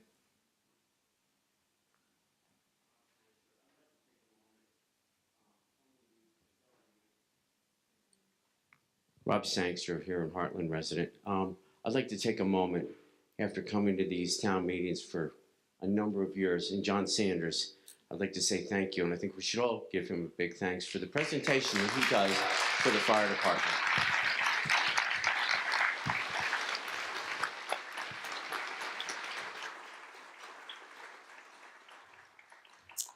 Thank you. Questions or presentation? I guess the presentation was largely made under the fire department article, right? Hope you all understand that. Are there further questions for the chief or questions generally? Okay, see, yes, Mr. Weinberger? I'm Michael Weinberger. I'm just curious, what is the size of that capital account currently? It's on page something.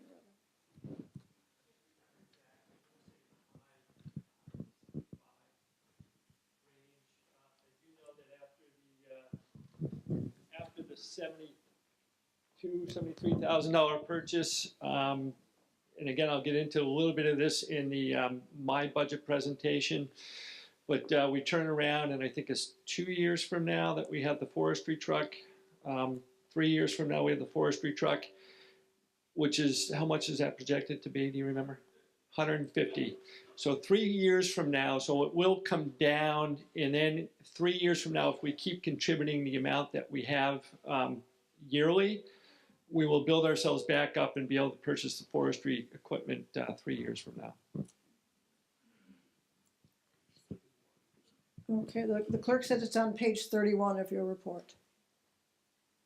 Other questions on Article 7? Okay, seeing none, it looks like you're ready to vote. Article 7, shall the town vote to approve the expenditure of $73,170 to be taken from the Fire Department Capital Reserve account for the purchase of 10 new SCBA and 1 new thermal imaging camera? All those in favor, please say aye. Opposed, nay. The ayes have it, and we have adopted Article 7. Without objection, before we take up the town budget in Article 8, I'd like to ask the manager to update the meeting on the Three Corners intersection and a few other issues.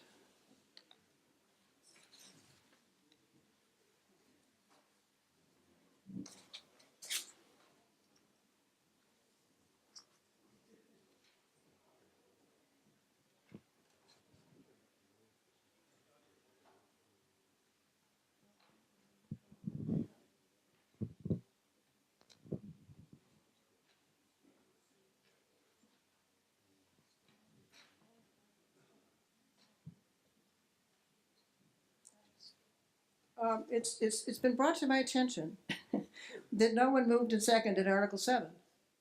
Is that right? How can these things happen? Bruce Renfro, Pat Mushler. Mr. Richardson is wrong.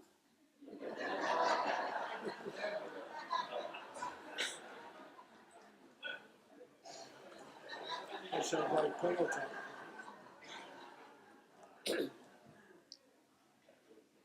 Thank you. Thank you very much. I don't remember what I've done. Anyway. Okay, now the manager is free to speak. No, I said without objection. David. He's still on the checklist, so. Oh, really? Dave no longer lives in Hartland, unfortunately, but. But he hasn't registered to vote. Ah, so we need no without objection. You are free to speak, Dave. Mr. Manager.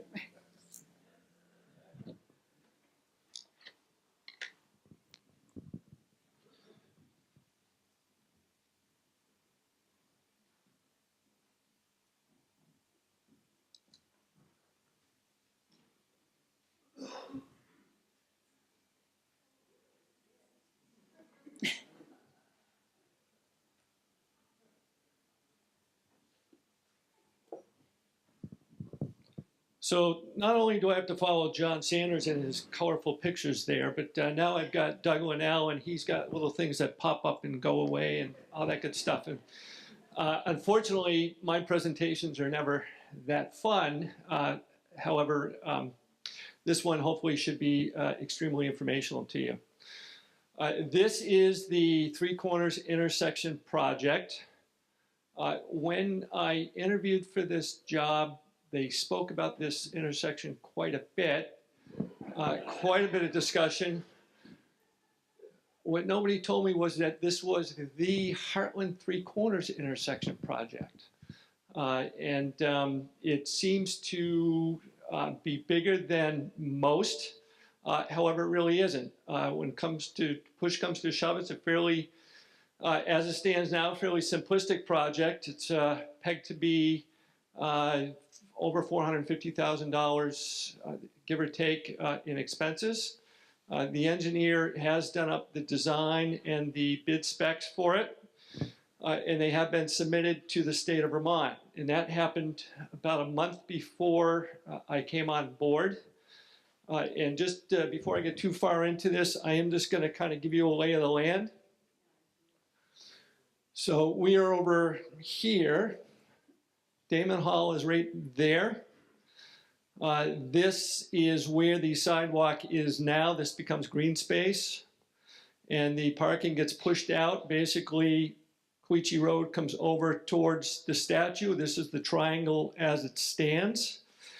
There is kind of the pavement that goes around the triangle. Now that goes away. This becomes green space here. This is the statue where it stands, and this is where it is projected to go. And the parking that existed here, or is out there now, becomes this parking space here in front of the yoga studio, which now belongs to Matt Dunn. Over here is Mascoma Bank, and this is the Route 5 north-south corridor here, which goes away, and this becomes green space there. So that's what you're looking at. And this is the latest drawings from the engineer. As I said right before I came on, they were submitted to the state of Vermont. Took a few months for them to look at it and review it. They sent it back with two fairly big comments to them. One was during construction, they were concerned about the traffic plan and what we had outlined for traffic and traffic patterns during construction. The second biggest item was easements. The easements had not yet been solidified. And there's two fairly important easements in this project. This property right here, again, belonging to Matt Dunn. And this little piece here that had not been solidified. Originally, we thought it belonged to Mascoma Bank. Actually belongs to this complex right here, which has Bee Gees and the post office in the diner there.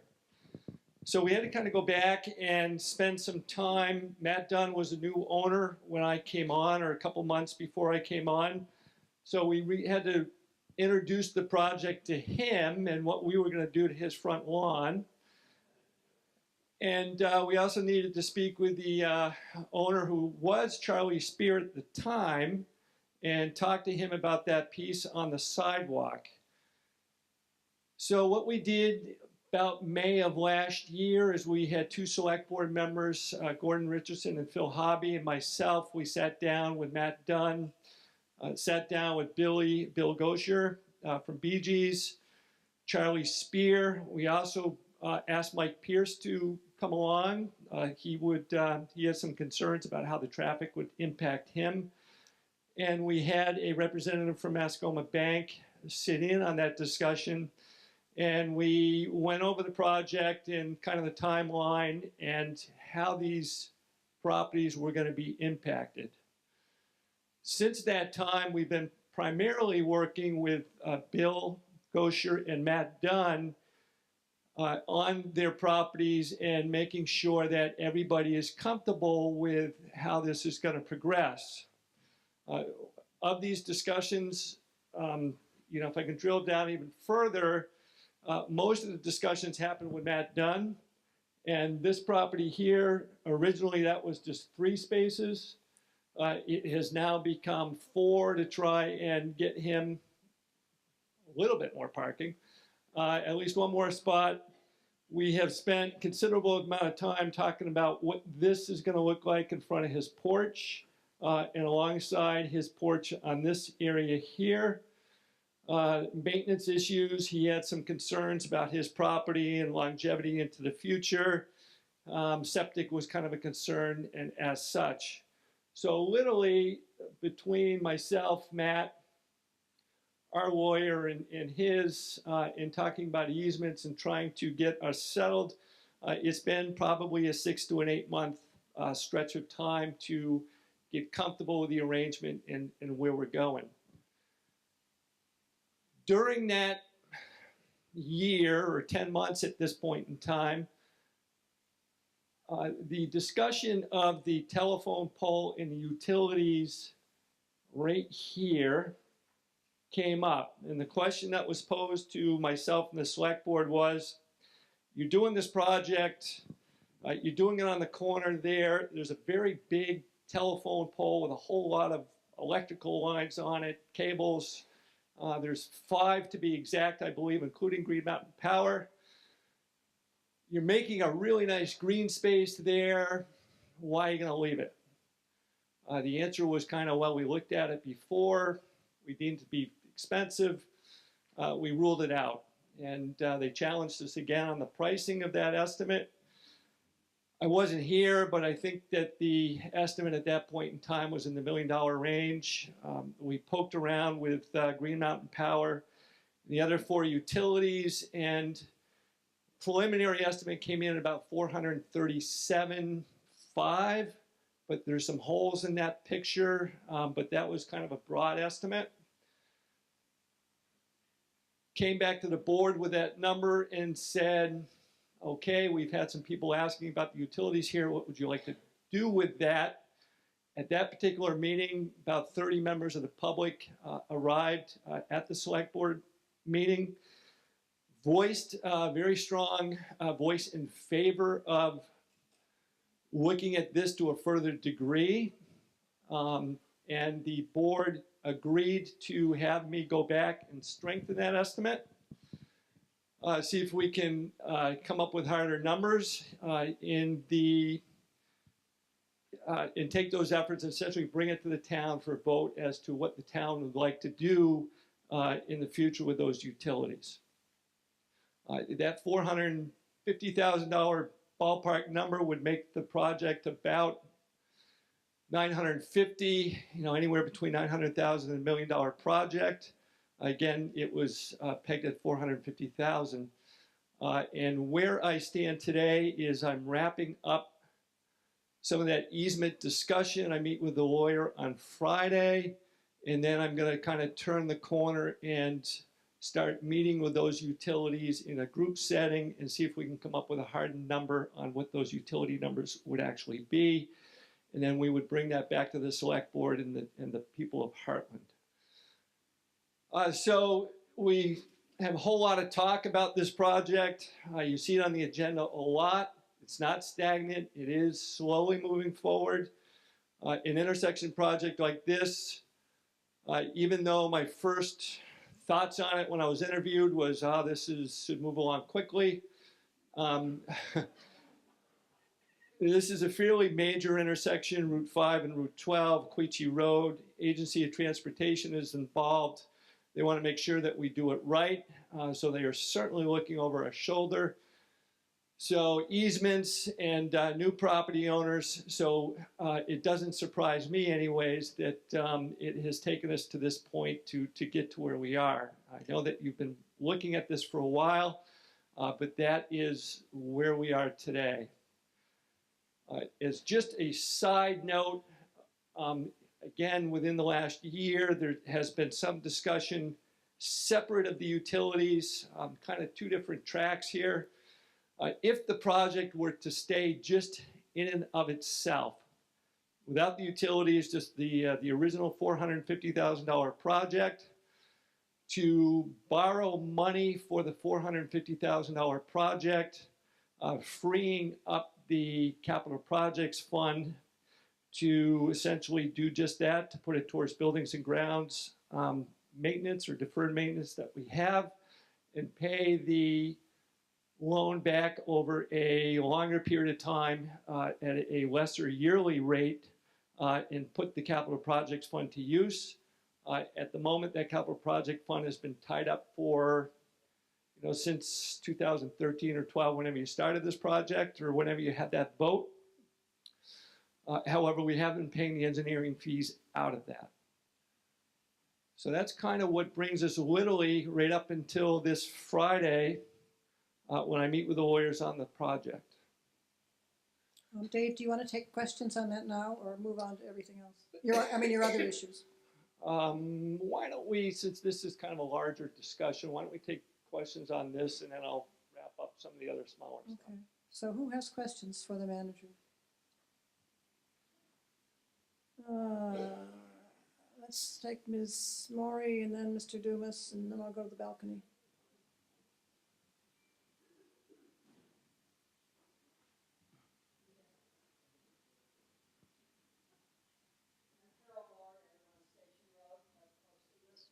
My question is, how far in any direction are the power lines going to be underground, or do they reemerge? So there is just north, I believe, in this area, right about here, there is a power line that would go to there. There would be a power line or a telephone pole right down towards on the far side of the laundromat here. I think there's a pole that would go to there. And then presently, although there's been discussion about pushing it back a little bit, there is another pole right about in this area here. And then again, there's a pole right in this area here. There's been some discussion about pushing it down one more pole, but at the moment, the way Green Mountain Power presented their plans, that's where it would go. So these poles would remain. The poles you pointed out would remain. Exactly. Those are intact, and that's where they would come up from the ground. Okay. Mr. Dumas?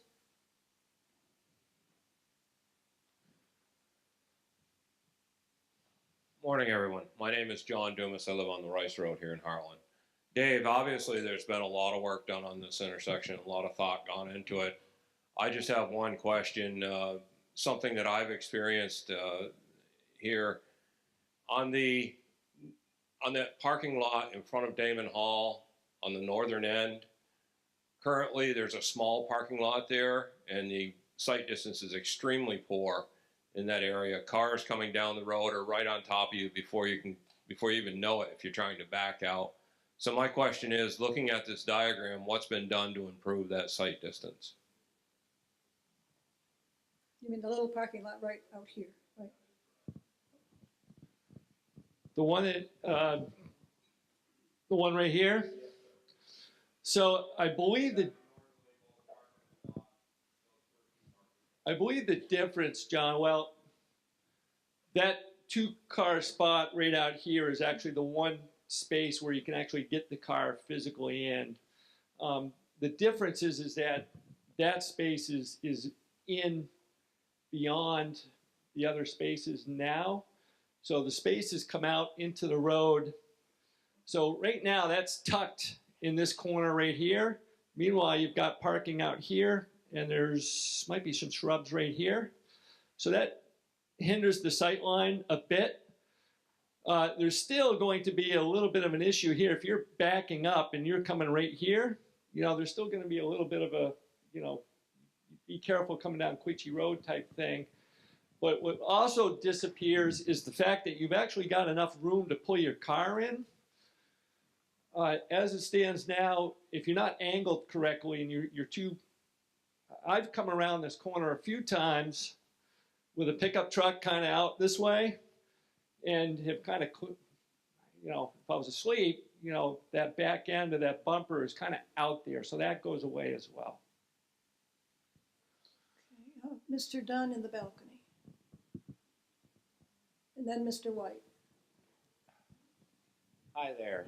This is the first time I've seen this. I was born, I think, the year this project was started. I was just wondering, are we only going to be removing one telephone pole, and that's where the $500,000 of extra cost would be coming in? Essentially, yes. So would that? So would I'm just struggling to see the benefits of that, but also would there be a different approval process that we'd have to start again if we were to modify the plans in that way, and would that increase the overall timeline of the approval process?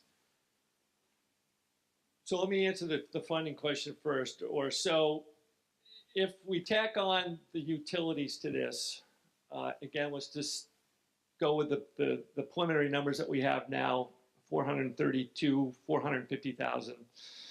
We make it a $950,000 project. You've only approved $450,000 spending on this. So we would need to come back for essentially a bond vote. It would be by Australian ballot and would need approval for that. The language could be structured such that you would be voting on the bond vote in the additional project where the original project stands. And therefore, we progress either with the bearing of the utilities or we just simply progress with the original project itself. The pole goes away. However, some of the complexity is the number of lines that are on the pole and the fact that you end up trenching through the dirt this way, or actually kind of this way and then across. And then we end up trenching underneath here. We have to trench a little bit going this way and then again going that way. So we end up kind of bearing it in 4 different directions. Again, we've got 5 different utilities involved, you know, cement and casing for the GMP conduit. So there is, one goes away, but that's kind of just, that's the point. Simply the complexity of that particular pole and the number of wires that are on it. Mr. White.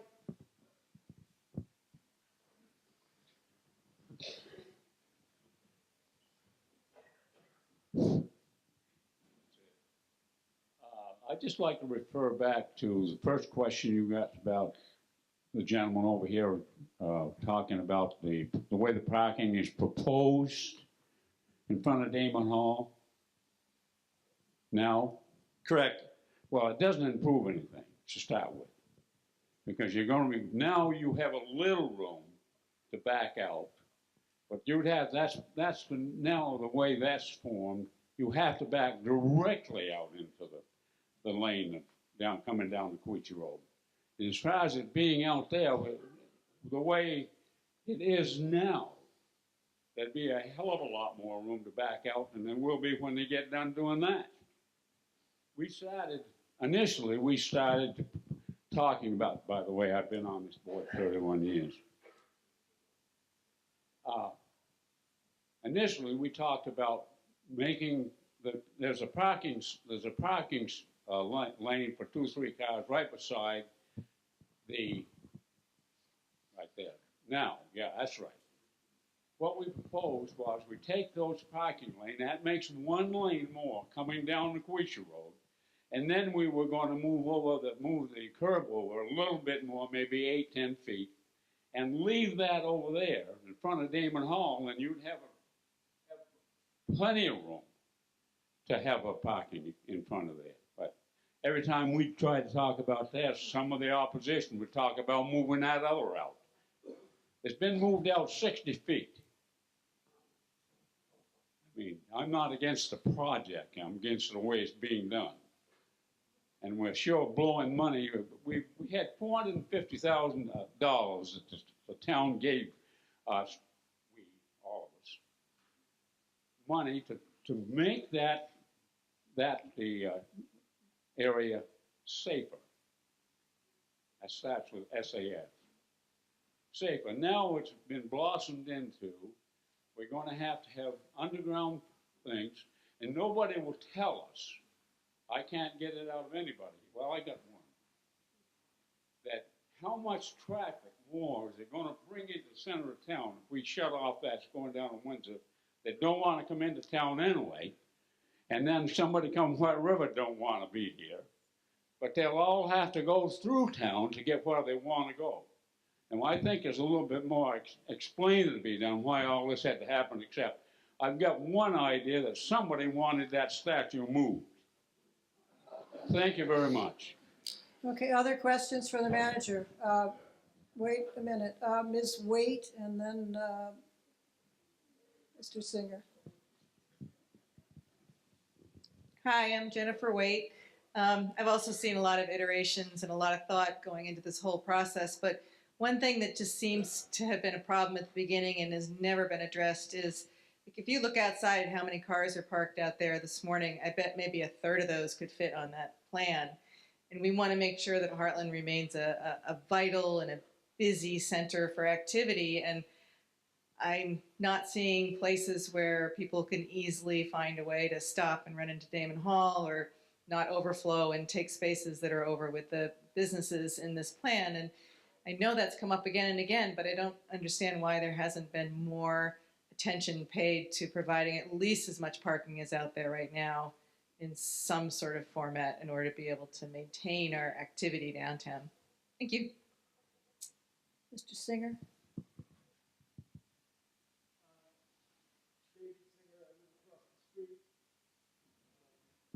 Mike's coming. Whoops, okay. My name is David Singer. I live across the street. I have a question. Opposite the fifth parking space, there looks like an isosceles triangle with some lines across it. Is that Malowski's property? Is it the end of Durfee Road, or what is it?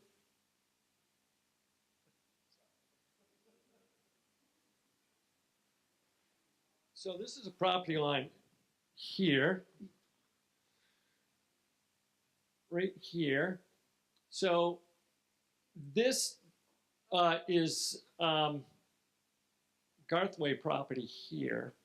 So we do have an easement with Gene for this. If that answers your question.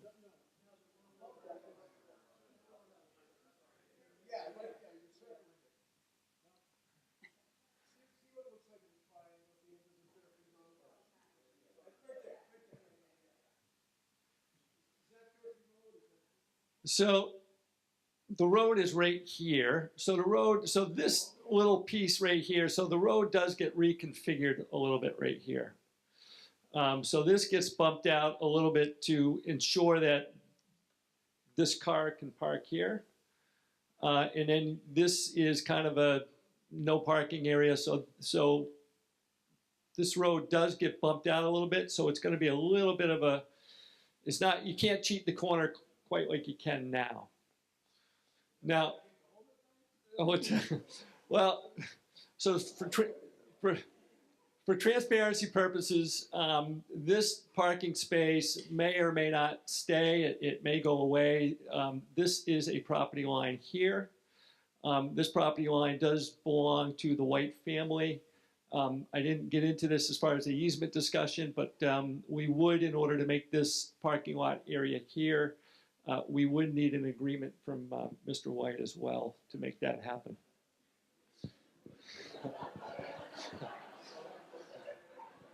Okay, Ms. Smith, or no, I'm sorry, I never remember. Ms. Fox.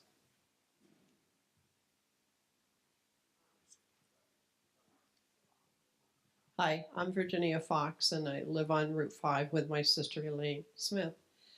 And I have a question as to the number of tractor trailers that continuously are on Route 5.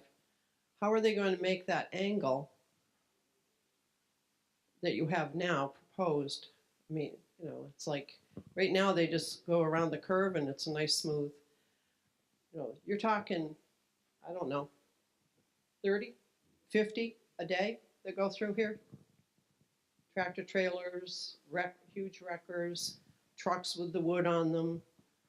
You know, have you given any consideration or thought to how that's going to happen? I mean, how are they going to turn that way? So I'm relying a bit on the engineering and the engineering drawings here. So this dotted line right there, that is the curb as it exists today.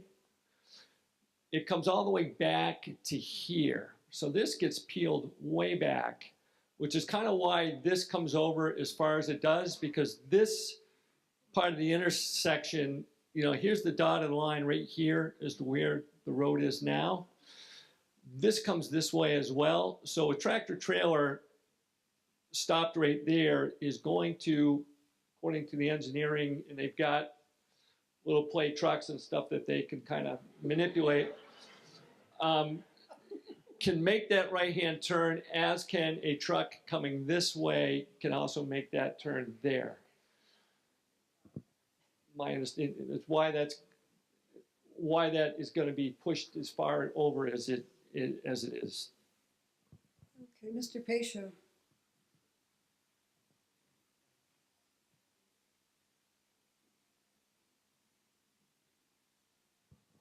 I think we could discuss this for a long time, but I just have one question.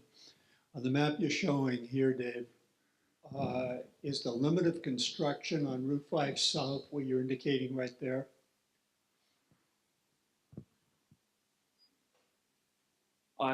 Your map right now shows a line that would indicate a limit of construction on the southern end of the intersection. So right down there. this way? Yes, right there. So is that what we're financing construction to that point? As it stands now, yes. Who's picking up the tab on all the rest of the work that would have to be done below there in the termination of Route 5 that's in there right now? Is the state picking up the balance of cost below that line? For the paving? No, for the entire construction, tearing out Route 5 that exists right now, reestablishment of the sidewalk, and everything else that's got to happen below that point. Okay, I'm sorry. So down here, it's not on this particular, so this would be part of the project and would be finalized as part of the project. So the project goes beyond the limit shown on this map Exactly, right yes. It does. Now, let me just also interject. There's a lot of moving parts here. But so a couple years back, the select board looked at the sidewalk from the post office down to the library. That's actually been engineered. Since we are taking the time to look at the utilities here, and I think that I'm going to go out on a limb and say this was like a $65,000 addition to the project to actually do the work from, I'm sorry, right about here, the post office down. Two Rivers Ottaquechee Regional Commission on our behalf is going to submit a grant to the state of Vermont, a bike ped grant, to see if we can get grant to actually do this sidewalk part of the project, all as one. When we sat down with Bill and Mike and Matt Dunn and the bank, there was a consensus that if we were to do that sidewalk portion of this project, they kind of hate to see us to do it twice. We're just going to tie up, you know, traffic. Summer traffic and summer business is very important to both Bill and Mike.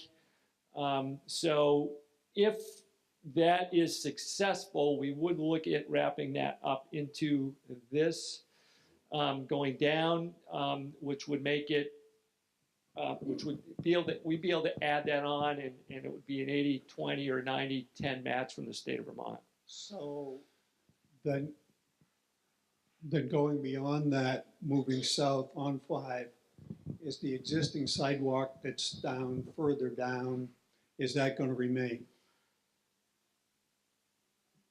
At Mike's, going across to the library. Yes. So we haven't done anything to mitigate crossing at that point, which seemed to be one of the problems to begin with. So we have crossing now, Chet. So we have crossing now at right before Mike's driveway there. Correct. So we've got crossing like right about there. Yep. And then we pick up the additional crossing there. So we end up with what now is just, so essentially we add what you see there and keep the crossing between Mike's and the library where it is. If you're going to park across from Mike's, you're either going to kind of wing it on your own, or you're going to go a few feet north and use the crosswalk there. There wouldn't be anything additional. Let's see, there's a question in the balcony. I can't see who that is. Oh, Ms. Warren, I think. I'm Becca Warren, live up in Clay Hill.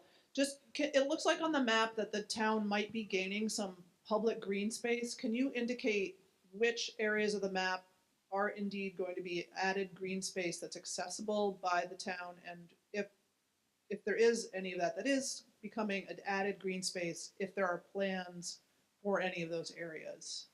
I know they might be relatively small, but. Just what I pointed out here, and here is the kind of the existing roadway. This area here becomes green space with a walkway right there, allowing you to cross there. And again, we pick up additional green space in front of Damon Hall here.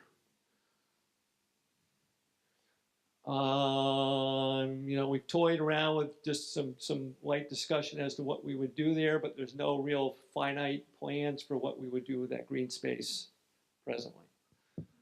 I remind the voters that this is not the last time you will hear about this. Are there other, let's see, wait a minute, there's down, can we vote on that? Mr. Mayor.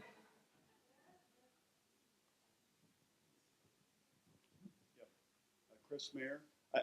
I'm sorry, Dave, but I think I'm getting old. When you showed us how the 18-wheelers were going to make that turn, I thought that we saw that line becoming more accessible for them, and then I think you just said that it was going to be green space. So my old head is thinking the semis are going to drive through the green space. I'm a little, I find this whole illustration to be very off-putting in terms of really seeing what's going on, but it's an engineering drawing, so I can forgive it. But if you're coming down from White River presently, could you just bring us into town on the present road with your little shadow finger or whatever, and then show us how that traffic, I want to know going south on 5, where are we now and where will we be then? So if you're at Mike's. Yeah, let's come down. Let's come south from 5. Where is 5 now, and where will 5 be then? Route 5 is right here. Now. That's the byway, so to speak. But is that now or is that then? Now.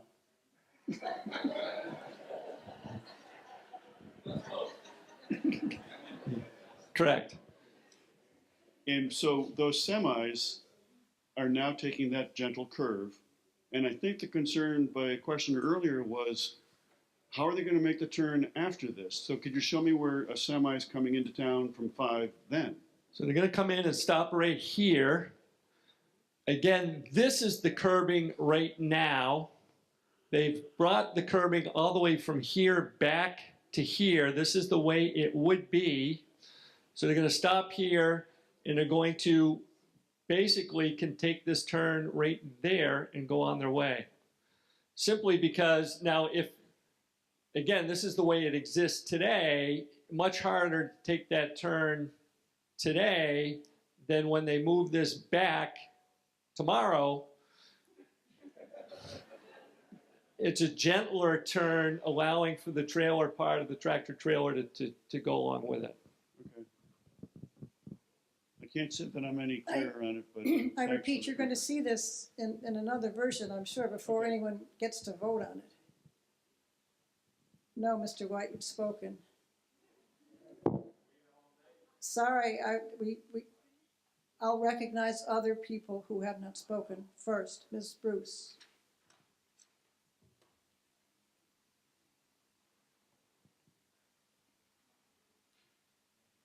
Sarah Bruce, Advent Hill Road. I just want to reiterate one statement that was brought up, I think, by Jennifer, possibly others. I frequently come down Queegee Road to something at Damon Hall. We have a lot of activities here where there might be 30, 40, 50 people. And I just want to reiterate a serious concern about the reduction in parking relative to today. And I think, and I don't know what the answer is. Somebody smarter than I is going to have to figure that out. But I calculate that we probably can get 10 or 12 cars around the triangle and near the front of the yoga center now, and we've gone down from that 10 or possibly 12 up to 4. And the ones up on Queegee Road, I agree with the previous comment of trying to get out of there. That seems like really hair-raising. I don't know if it could be moved in a little bit more. And you said they're very deep spaces, and I can see that, but still, it's the angle, not the depth or the length. I'm just really worried about reduced parking. It's enough trouble if you get here, 10 minutes before a garden club thing or a historical society. The parking is going to be a problem. So I didn't forget Jen's question. I was going to come back to that, and thank you for bringing it up. So 2 or 3 parts to that as far as an answer goes. So on the normal day of business, and Matt, feel free to argue with me otherwise, sure, there are 10 cars out here, generally after 4 o'clock. These are all empty at that point in time, as is the back of Damon Hall. And the back of Damon Hall is generally empty on any given day, with an exception of Monday and Wednesday in the morning time with the bone builders. Then it gets full. So I'm new, I understand that, but from what I've experienced is on any given day, there's enough parking in this area. We kind of give Mr. Gartway back his front lawn. Whoops. And attempt to make a provision at that here. Now, I think that we all agree that on a day like today, or during the Christmas holiday period when Hartland Community Arts has something, or we've had some weddings here, then yes, or a funeral reception or something to that effect. And then we get sometimes chaos almost everywhere. We have parking out in the triangle here, we have parking over here. BG's gets all filled up. So I would say that there is a long-term issue there.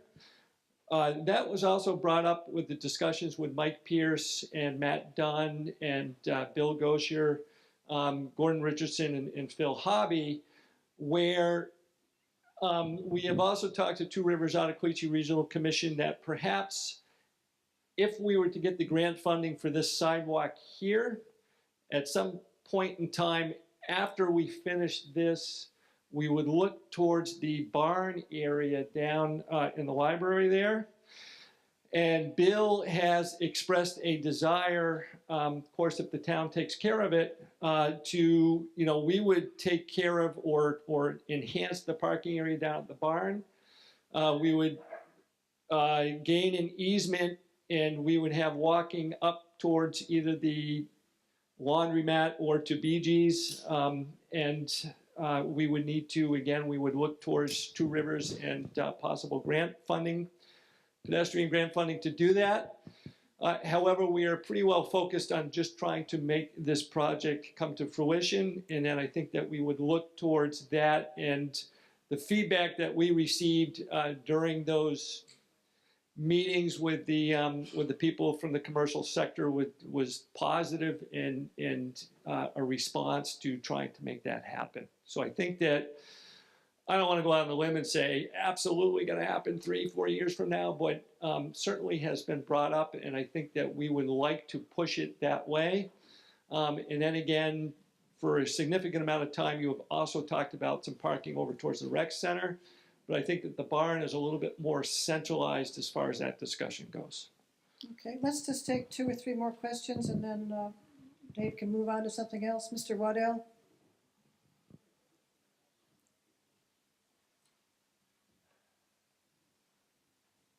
I think since this is going to be discussed at much length at a later time, I'd like to close the discussion on this if possible, and so we can move on to the rest of the manager's presentation. Let's see, I mean, we're not really under any, we're not under an article, but let's get a sense of the meeting. All those who'd like to close discussion on this issue before the manager moves on to something else, please say aye. Aye. Those opposed, nay. Okay, the ayes have it. Thank you, Mr. Waddell. I think we will move on to something else Dave has. And this is not the last word on this project. You know that. I also just want to give you a real brief update on the 21 house. A couple months or 2 months after last year's town meeting, it did go up for sale. Presently, John Bissett has that listed. It's currently listed at a price of $199,000. We started at $224,000 and have kind of worked our way down over the past 10 months or so. Other than that, just wanted to give kind of a real brief overview of some of the other things going on. We have some committees and commissions in Hartland that do some really good things. You heard earlier from the Conservation Committee talking about making the handicapped or making the forest land behind the school handicapped accessible. They've been working on that now for over a year, and they're progressing on that quite nicely. The Conservation Committee has also done an enormous amount of work on the emerald ash borer. They have gone out and they've inventoried the ash in town, at least along the town right away, and have made some recommendations to the Select Board on that. Planning Commission and the Energy Commission are working hand in hand on the energy chapter of the town plan to make that an enhanced energy plan. And they're moving forward with that kind of slowly. And the Energy Committee has also working towards, come the next fiscal year, doing an energy audit on the Recreation Center and on Damon Hall. I believe those are the 2 facilities that they were looking to do. And they also have their sights set on a possible electric vehicle charging station location here in town, although the location is certainly a question that they'll need to answer. But these are just some of the things that they're working on. Last year we had a cemetery committee. We had a select board member or 2 put forth a cemetery committee sheet for people to sign up. We did have people sign up, and that energy committee has formed. They have done some good things over the summer to the cemeteries. However, much like the fire department, they also could use additional volunteers with that committee. So if anybody's interested in that, I'm going to probably say perhaps Dan Moranci might be the best person to reach out to. But certainly that is up and running, and they have been doing some things with the cemeteries. Lastly, I'll just say that there has been 2 work groups that splintered off from the original discussions with Mount Ascutney Prevention Partnership in town that had a discussion on some of the socioeconomic issues in town. They continue to meet. and they are discussing, ways to, address that and at least to bring it to light and ways to address it. So that's kind of what's been, from a broad brush, some of the things that we've been doing, and wrap it up there. Okay. Let's, assuming no questions on the, oh, Mr. Renfro, do you have a question?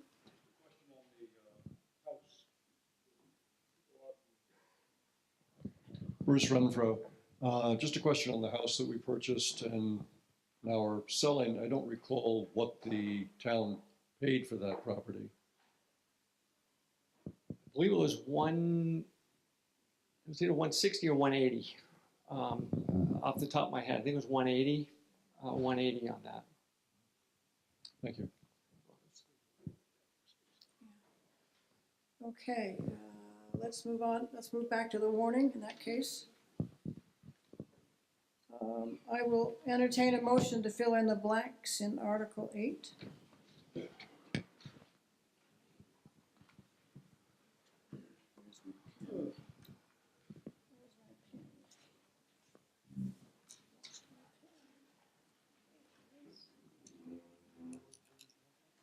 I assume are you gonna, oh, no, okay, the board's not going to come back, but somebody still needs to move to fill in the blanks.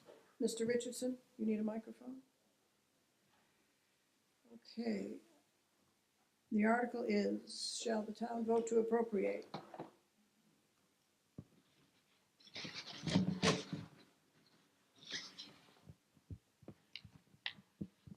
Okay, I can move the article, and it shall read that, it will read that, shall the town vote to appropriate $2,884,516.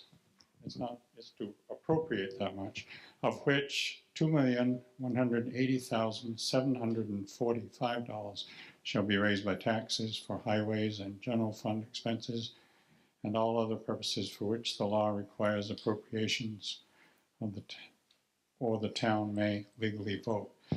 Now I would suggest anybody Okay, wait, quick, just is there a second to that motion? need a second. Mr. Hart?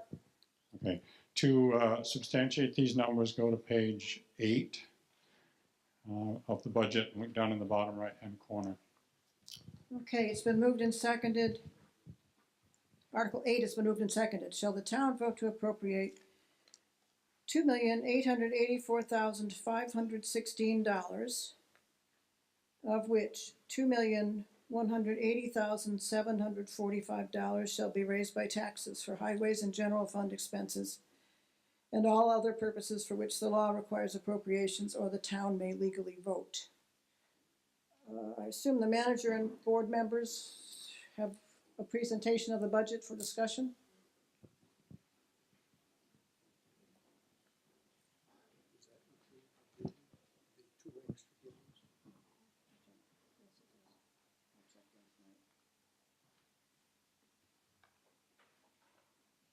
I asked him, he said yes.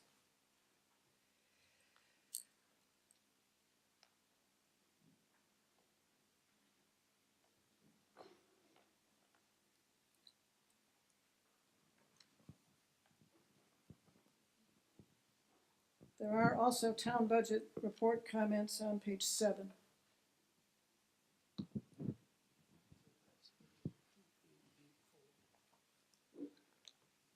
So I'm just going to start by saying that of all things that the select board does, one of the most significant tasks is the formulation and the passage of the budget. It does dictate, as Doug Linnell pointed out, it does dictate how much or how little we're going to pay in taxes. That's an important component to it, but another component to the budget is that it outlines the priorities that are set by the select board for the town manager and the employees of the town to carry out for that coming year. So not only does it kind of set the priorities, but it provides the financial backing to carry those out. I have been involved in numerous budgets, putting budgets together. I will say that the past two, being this one and last year's, has been particularly interesting. It has had some components to it that really really need to think through and understand. There's a lot going on here and a lot of things to tackle. For instance, last year we talked about the general fund having a deficit.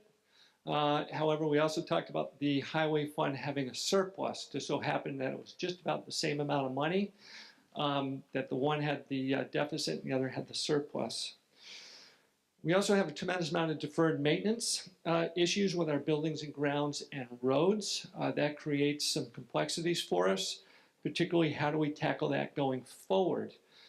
We need to address some of these deferred maintenance issues sooner rather than later. However, to do it sooner means that it taxes us at a high burden.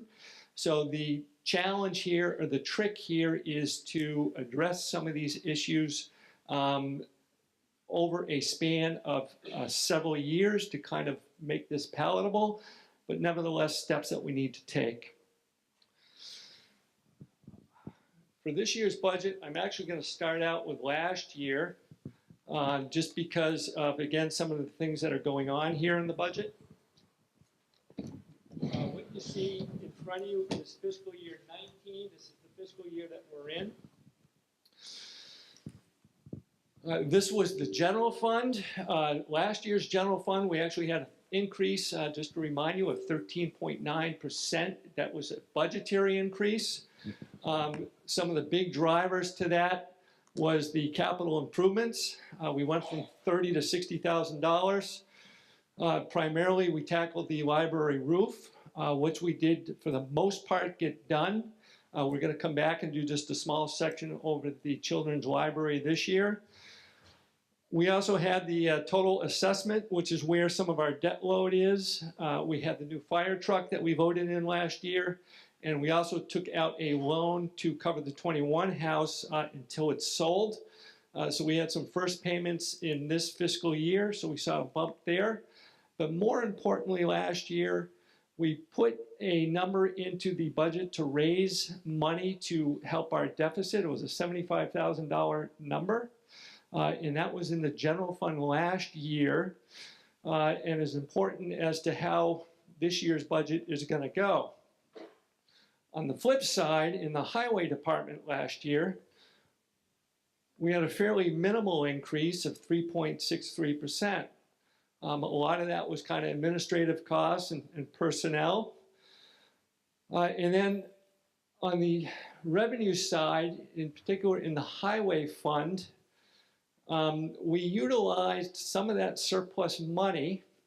So you see this money right here that we used in the revenue side of things. Again, this is for this year's fiscal year budget. So last year at this time we were talking about this.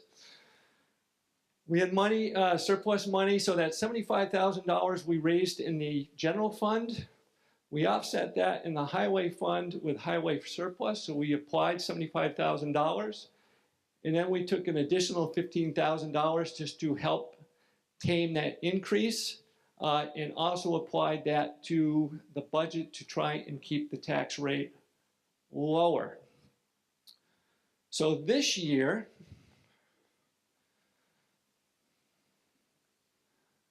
how do I go back? This is on page 8, I think, isn't it, Dave? If people want to follow along, print it. This breakdown is not, no, this is a, you will see in various pages, there's a complete breakdown on the budget, I think 9 through 12 or something like that. 8 is the summary page. Correct. Right.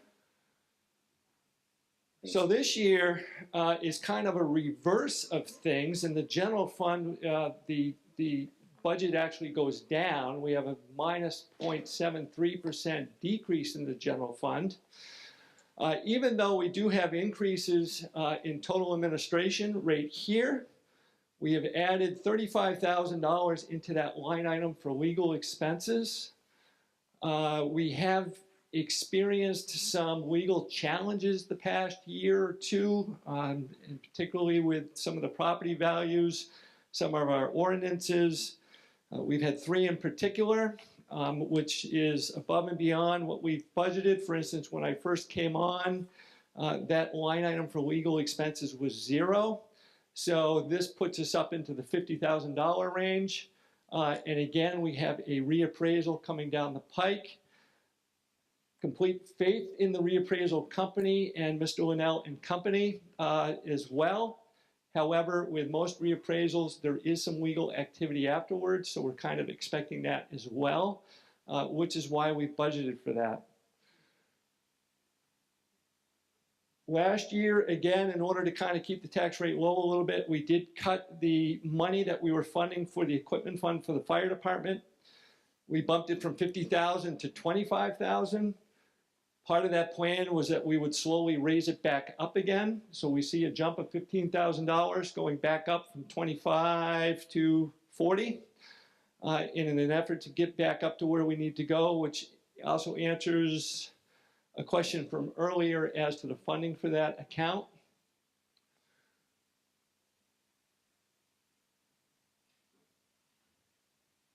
On the flip side, we have some decreases. The rec program, just overall for this year's budget, we did cut back on the health insurance.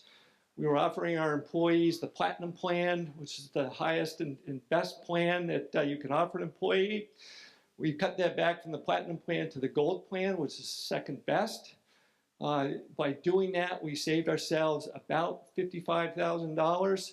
That affected both the general fund and the highway fund.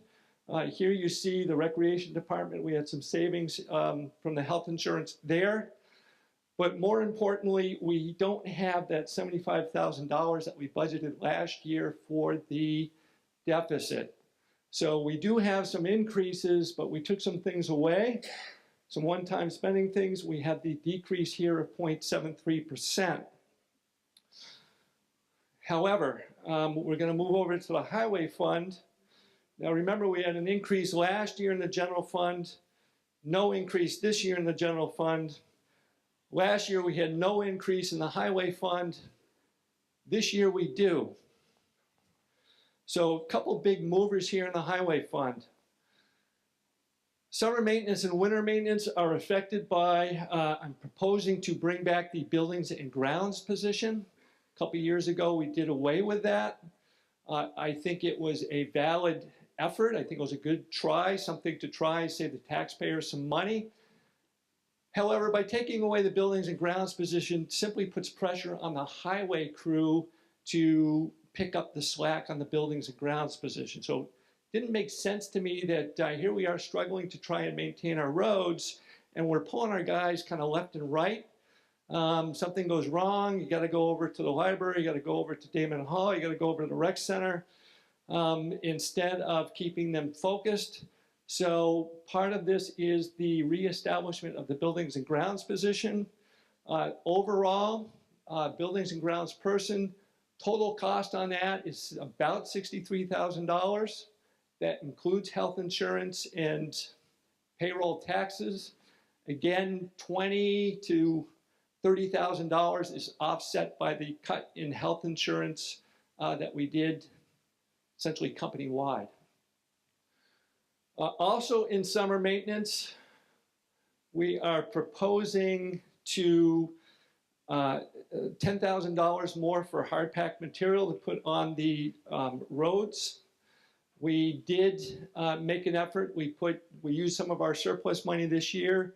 We applied more materials to the top of the roads. We've essentially been grading dirt and rocks for a little bit now. It became essential to myself and the crew that we needed to add some material to what we were doing. We have money in the budget, $10,000 increase, going from $65,000 to $75,000 to do that. We also are looking at upping the money for subcontracting by $10,000 from $15,000 to $25,000. We have increased statutory requirements to do ditching, essentially stormwater runoff work on our roads. Plus, we are simply behind. I talked about that deferred maintenance. We're simply behind on our ditching, our berm removal. We've got the 5 guys. We can only do so much at a time. We're looking at doing a lot of the ditching with some subcontracting work to move that along.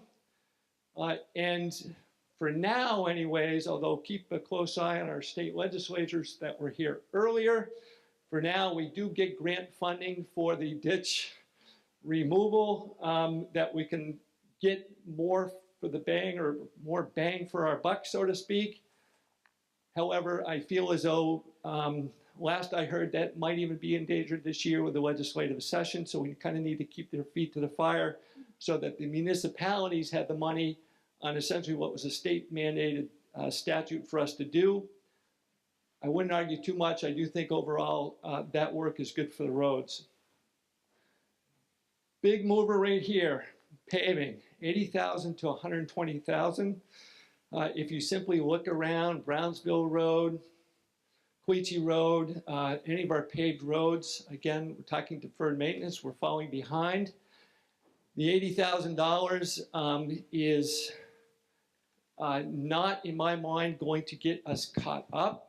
The paving that we have pegged for Brownsville Road in May, in and of itself, you know, is 2.5, 3 years worth of budgetary money.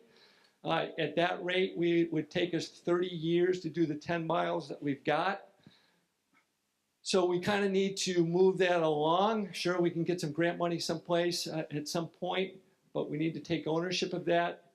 I expect that we will have the same discussion next year on the total paving and resurfacing, but for now, I've moved it from 80 to 120. Winter maintenance, I'm also proposing that we add some manufactured material to the sand.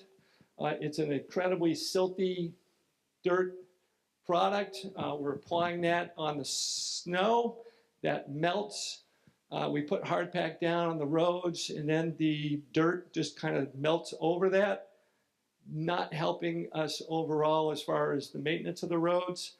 Plus, the manufactured material is coarser, gives you a whole lot more traction when you put it down, and it's just a better material. We're not going to give up on what we get out of our own pit, but we are looking to mix the material.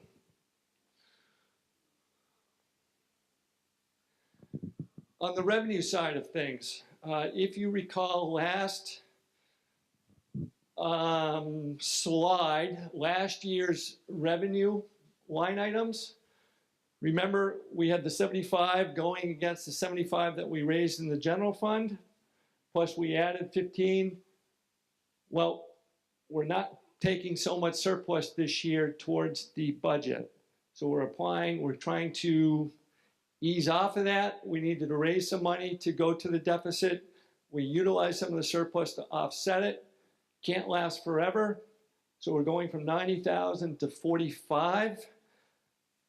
That is additional revenue that we'll need to raise this year, which means that the tax rate is a little bit higher than the actual budgetary increase, so there's a little bit of discrepancy there. Just like I said, there's a little bit of discrepancy. So overall, between the general fund and the highway, it's a $115,000 increase, which is 4.15%. However, because we're not utilizing the same number surplus against our expenses, the tax rate is greater at 9.34%. Well, how can that be? I just don't quite understand it. Well, I'll try and explain it a different way. This red line, I think it's red, I'm colorblind, but this line right here, if we didn't use the surplus money, that's what your tax rate would have been last year. We used surplus money, and last year the tax rate was lower than what you would have paid. So remember, the general fund was like a 13% increase. The tax rate only went up about 6.5% last year. That's the discrepancy right there. However, remember, we're still using $45,000 this year So there's still a little bit of discrepancy, but year over year, because we use that money, it's a bigger jump than if we hadn't used the money. So that's why we get the 9.34% increase, and the budget increase is only 4.15%.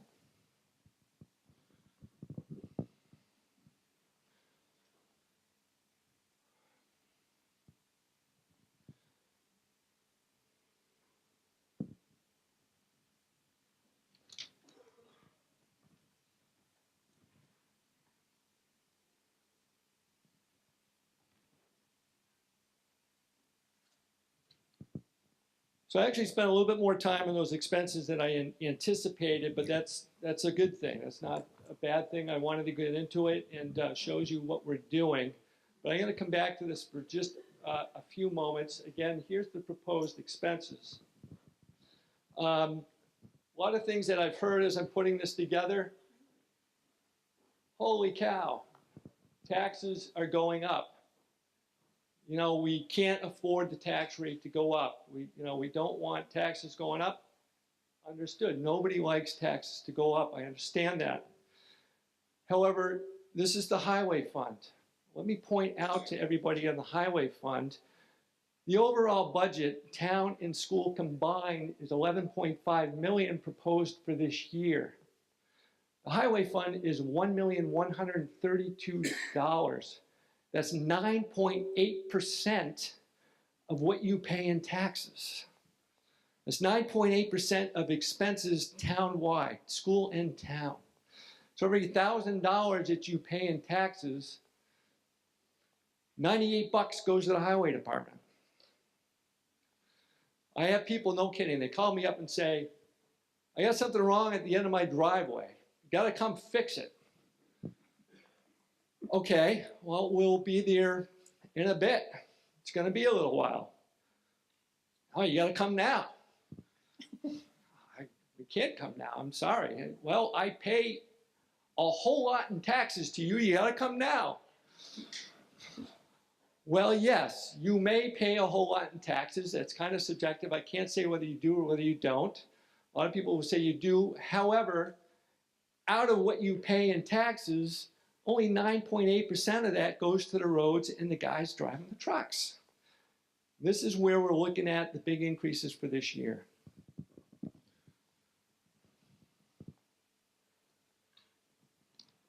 Wow. Highway guys don't do enough. Get out there and do some work. Work harder, dang it. Wow, okay. Overall, and this is just in the past year and a half, just a few of the things that we've been doing. So when I came on July 1st of 2017, as I was sitting at home getting ready to come to work on that Monday, we had a drastic rain and kind of washed out parts of Hartland here. So over the next 10 to 12 weeks, the highway crew was very busy cleaning up from that rainstorm. Nothing else, that's what they were concentrating on. Also, in that same fall, we replaced 9 culverts. We replaced 5 on Hartland Hill. Hartland Hill was one of the bigger places that was hit. It was on the downward slope towards Route 12. It is washed out during Hurricane Irene. We paid particular attention to this and replaced 5 there, 1 on Draper, 2 or 3 more on Densmore Hill. And we also did ditching alongside Hartland Hill late that fall, ditching from the cemetery basically down to the town line of Woodstock. Last spring, we cut brush and trees on Brothers Road, resurfaced parts of Hartland Hill that were melting down along with parts of Tarn Farm Road. We cleared culverts and ditch lines on Merritt Road and Jennyville, again in last spring. Spring and early summer, and actually right through the summer, we did grading and crowning roads. Continued to ditch on Brothers Road. Continued to unplug culverts. And then last summer, we also had a spot storm July into August that blew down. You still see the blowdowns on Route 12 now. It was Cream Pot Hill, or Cream Pot Road and Densmore Hill were particularly hard hit. Again, and then around the library area, places that you're not going to see the highway crew, around the library and recreation center where we had tremendous amounts of trees down. The highway crew was there. Again, took us complete focus of about 2 to 3 weeks to clean that up.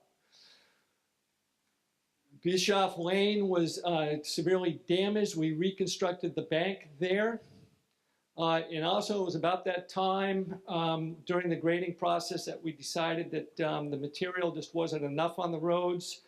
We spent probably about, including the trucking, because we did subcontract out the trucking, probably about $30,000 more than what we had budgeted for to bring in and drop hard pack on the roads.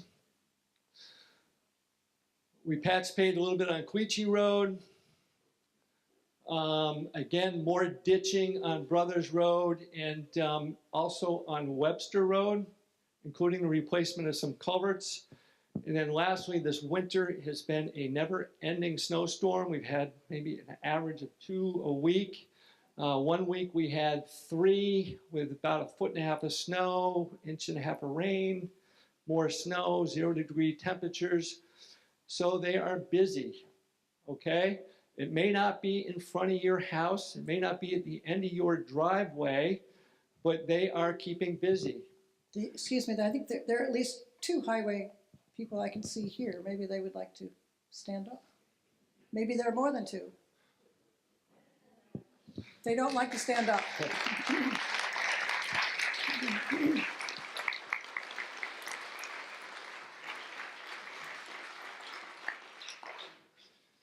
So knowing we have all that activity going on, if you start to break down these numbers further, I gotta ask myself, are we kind of setting these guys up to fail?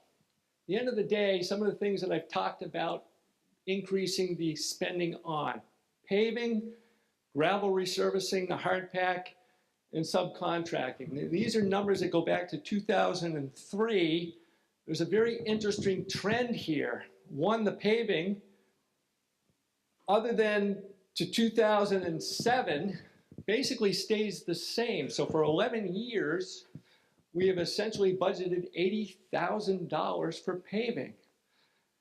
Doesn't surprise me that we have slipped backwards here a bit. You keep things at one time or at one pace, eventually it catches up with you and you're going to have to adjust. Gravel resurfacing and subcontracting, another interesting trend here. Actually goes down the amount of money that we've been spending. Hard pack, we topped out in 2008. We had to budget about $100,000 and in the 90s, and then all of a sudden it was like, no, we're gonna go down and cut it to $65,000. So I'm proposing to go to $75,000. Not a drastic increase, it's just starting to get back to where we were 10 years ago. 10,000 from 65 to 75, we were at 80 in 2016. Also look at the spending. The spending kind of dwindled as well as we got towards the back. So we worked pretty hard to get to a level and then we've kind of subsided a bit. So there's no real, again, there is a kind of a shock value, but then again, what we're getting back to isn't anything we really haven't been to before. Subcontracting, again, we were hovering around 20. Here we had some activity. This is Hurricane Irene. This is the culvert, the new culvert out on Densmore Hill. Some grant activity involved there. But again, the number dwindled to 15. I am proposing 25, but again, we're kind of getting back to numbers that we should have progressively have been rising to all along. A more telling story is when you look at the overall budget for the highway department, again back to 2013, And this is very deceiving because here we shifted expenses from basically for the health insurance and a lot of the administrative costs of the highway department used to be in the general fund. So in this particular year, it got shifted from the general fund to the highway fund. So it wasn't as if we just woke up and said, okay, we're going to put a whole lot more into paving. We just shifted from one to the other. So you see a corresponding downward trend in the general fund that same year. So if you follow this line, if it was up here, you got 7 years relatively flat, maybe a $150,000 increase over 7, 8 years. And then for 2 years, it jumps $200,000 in 2 years, 2010 and 2012. Even more telling is from 2012 to 2018, it's flat. It actually goes down. So we were level funded during that period of time. The only way to really stay level funded is to cut things, which you saw in the slide previously, because due to just inflation and health insurance in and of itself, it's almost impossible to keep a level funded budget for 7 years, so something's getting cut. So there's a recognition here that we have some deferred maintenance. There's a recognition that we need to get spending back up to where it needs to be. And ultimately, if you keep it at one level for too long, and for us, it seems to be about a 7-year stretch, at some point, it breaks and the increase has to happen. So for every 7 years, we get a drastic increase, which is kind of a hard way to live. It's kind of, you get comfortable with that tax rate, and then all of a sudden you get jolted, and it's like, hey, what on earth is that? What are you guys doing? A little bit more practical if we simply keep and recognize that some of these expenses are going to increase and keep it a little bit more level so it's a little bit more predictable and a little less painful when those increases do need to come. And they do come.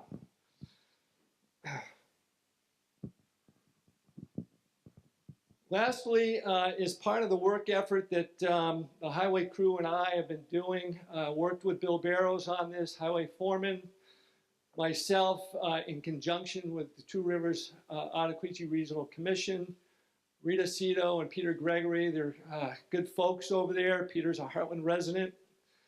You know, I kind of wanted to get a macro picture of what we're looking at, because to be honest with you, you go around, you know, I kind of walk around, I see right out front the potholes. I take a ride and I hit a few. I talk to Bill, he tells me there's a few over there. But it's hard to get a real good picture of what it is that we're looking at. So we had Two Rivers go out and actually drive the roads, and they came back and said, well, your roads, yellow is bad, and red is critical. So this tells me that we need to do something. If we stay stagnant, that yellow is going to become red, and the red is going to become undrivable. That is why we've got Brownsville Road, which is right here. Should be a red anyways, red or orange, is critical. Ferry Road is also critical. North Hartland, Mill Street, and that area is also critical. As far as paving goes, parts of Quechee Road is. But then again, out here, the yellow, the dirt roads, is also, it needs attention. So again, some of the things that's going to help that is the ditching, which is what we're looking at with the subcontracting. We are looking at the surface of the roads, the hard pack. We are looking at dirt or manufactured sand in the sand during the winter times. And also to keep this crew focused, keep them out of the buildings and grounds, and keep them focused on the roads, and try and progress in a manner that's going to move us forward. this isn't going to happen. You know, I'm not going to be back tomorrow and you're going to be like, oh, great job, the roads look great. You know, this is going to be a, you know, 5-10 year ordeal to kind of make up for some of the deferred maintenance. We will be having this discussion, I'm sure, over the next couple of budget sessions. But certainly, I think that this budget, and it was unanimously embraced by the select board to put this forward, to put some resources to go along with the efforts that's happening, and try and you know, attack this in kind of a sophisticated manner to make some progress. Oh yeah. Well, let's see, if Dave has worn you down. Are there questions on Article 8 after his presentation? Ms. Maury?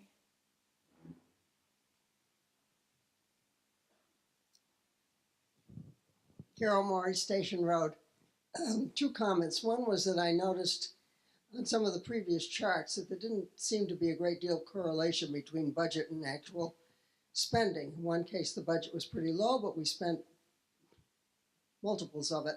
Another case, the budget was not met at all. They spent very little.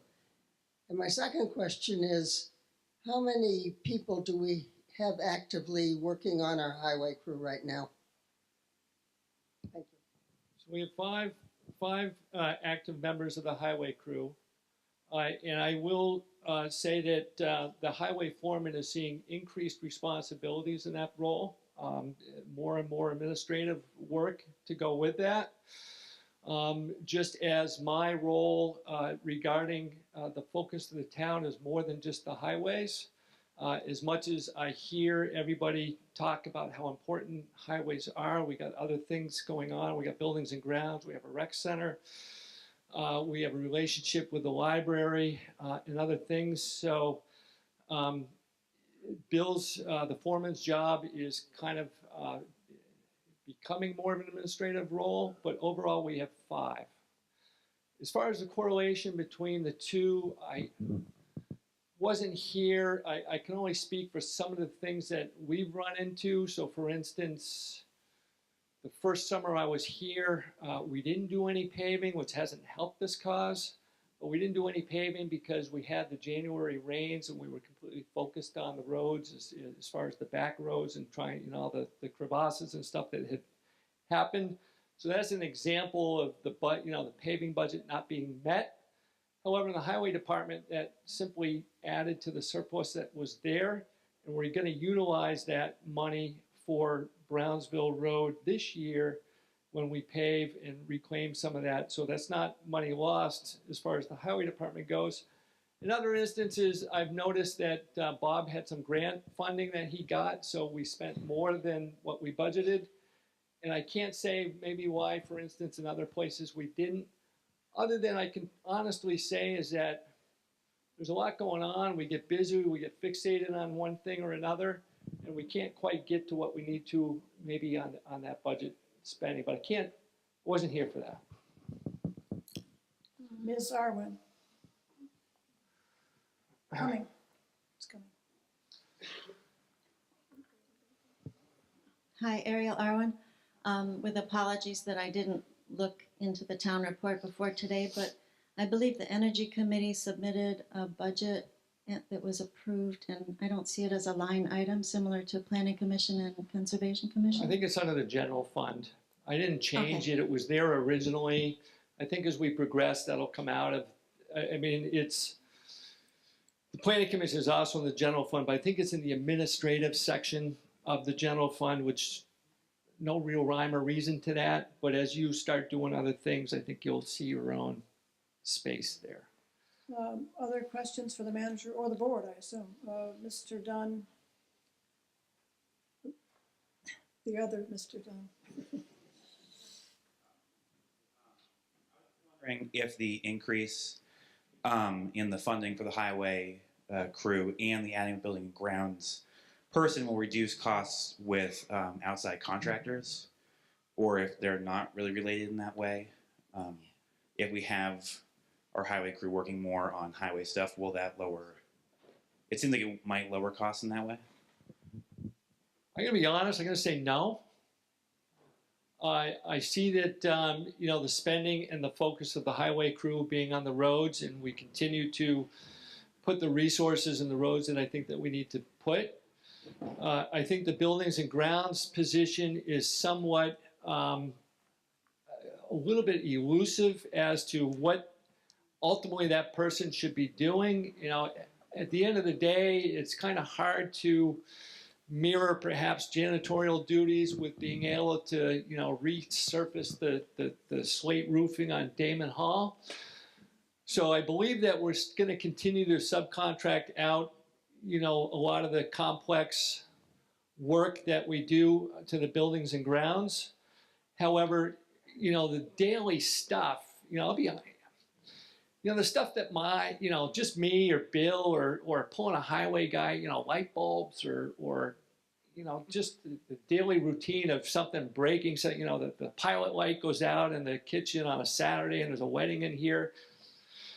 Nobody knows how to turn on the pilot light, and et cetera. Just things fall through the cracks that really is hard to quantify. But what I think you're going to end up with is essentially, hopefully, a better product and a little bit more focus out of the individuals doing the work. Other questions? Mr. Bibby?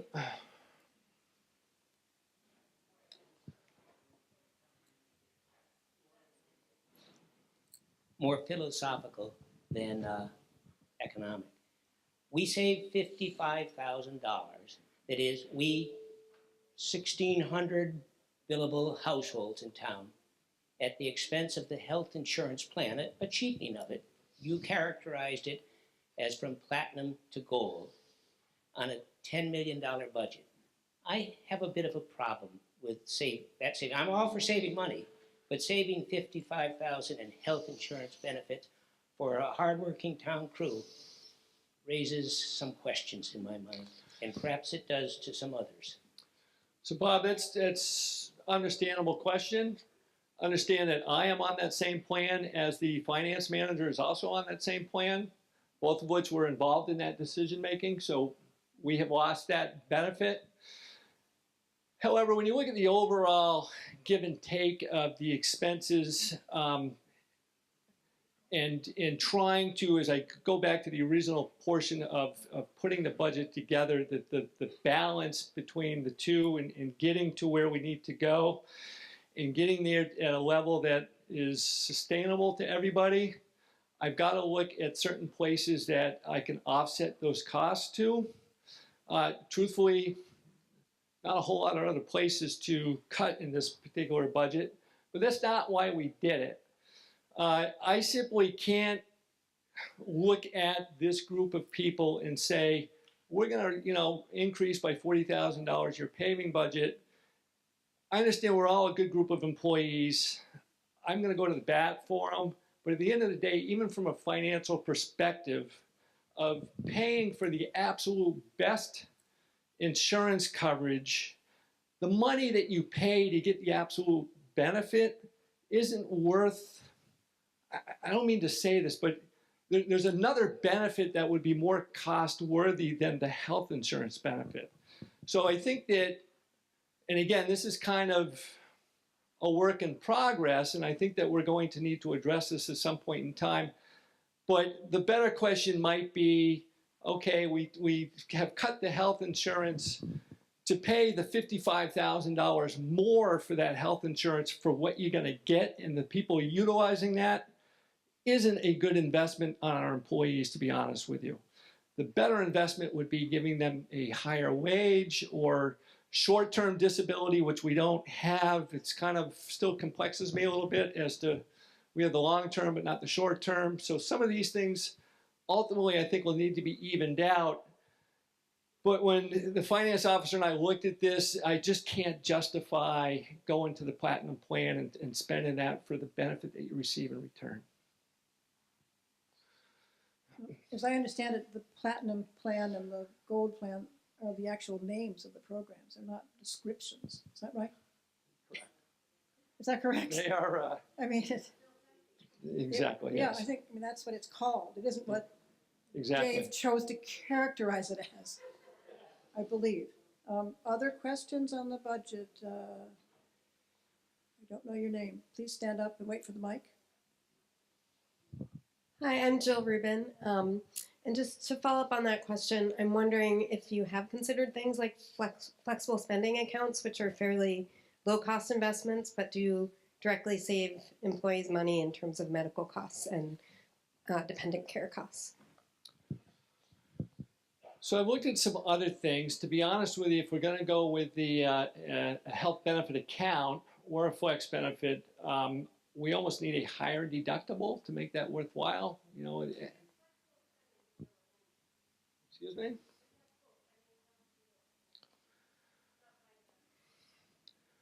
So for instance, the plans I'm used to, you know, in another town that I worked to went from a $1,000 deductible to a $5,000 deductible. In which case the health benefit account, the town said, well, we're still going to pick up the $1,000 to $5,000, but we're going to give you a health benefit card, you know, for that.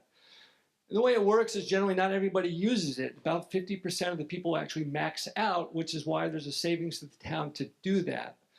We went from like, I'm just going to pull this out of my, for the single person, we went from a $750 deductible to like a $1,500 deductible. At that point in time, I'm having a tough time bringing on the added expense of somebody managing the flexible benefit account and the health benefit account for what we lost in some of the services going from the platinum to the gold. If we so choose to go to a higher deductible plan, then I perhaps would encourage the town to bring that on. And again, I'm just going to leave it at that. Other questions on Article 8? Okay, it looks like you're ready to vote. The article is,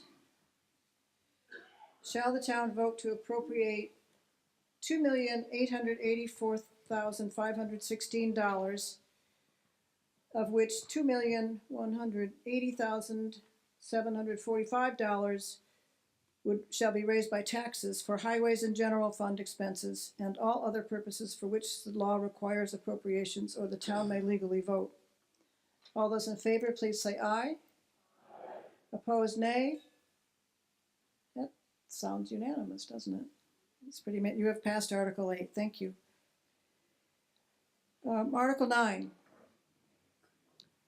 Shall the town vote to exempt from taxes for a period of 5 years the property located at Garvin Hill Road, Esquabog, which is owned by the Nature Conservancy and the New England Wildflower Association and is used exclusively for the purpose of such organizations? Would someone like to move adoption of this article? Ms. Hart moves and Ms. Bruce seconds. Ms. Bruce. The article has been moved and seconded. Shall the town vote to exempt from taxes for a period of 5 years the property located at Garvin Hill Road, Esquabog, which is owned by the Nature Conservancy and the New England Wildflower Association and is used exclusively for the purpose of such organizations? Is there someone who'd like to start the discussion? Mr. Greenberg.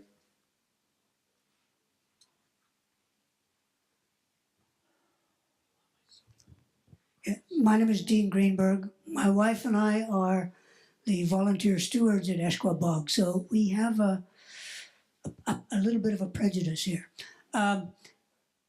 Last June, the New England Wildflower Society and the Nature Conservancy put in a counter just to find out how many people go through Esquabog. In June, I mean, fair enough, that's when all the lady slippers are out, but in June, there were over 3,000 visitors to Esquabog. So it's a relatively small investment for the town, but it's really important for these volunteer organizations to be able to be supported by the town. Thank you.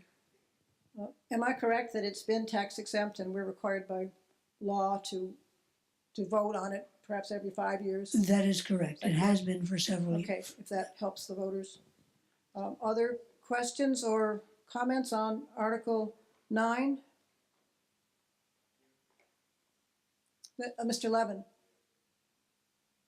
Simple question. How much money does this represent? So you're asking for what that piece of land is, it's listed at, for, oh, peanuts, says the clerk. Yeah, peanuts is what I figure, so I don't think it's buildable. they don't grow peanuts in the bog, though. Other questions or comments on Article 9? Is it 9? Okay.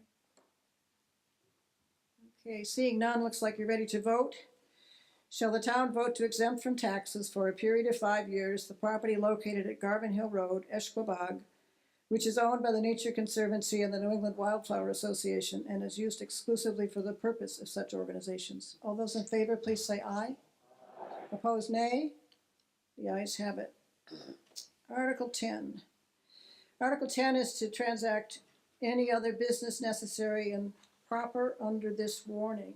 We can discuss a particular issue, but we can't take any binding action as there's been no warning of it. Dr. Bell.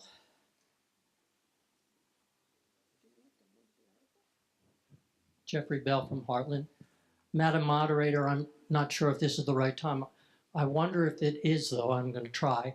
I'd like to thank you for all the work you've done over the years. It's just been such a great honor to have you be our moderator. Thank you, Jeff. I appreciate it.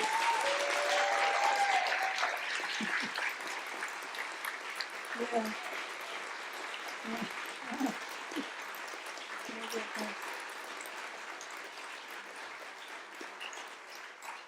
Thank you. Thank you. That's very nice. I thought I'd better move along from this position while I'm still able to do it. Thank you. I appreciate it. Other business? Just Mr. Fenton. Okay.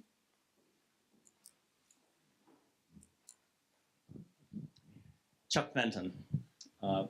Madam Moderator, I'd like to bring forward and place on the agenda for discussion a resolution regarding climate solutions, and I have copies here for you to read.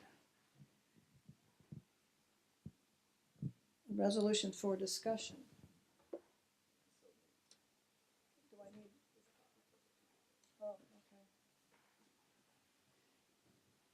okay. So you're suggesting we do this now? Okay.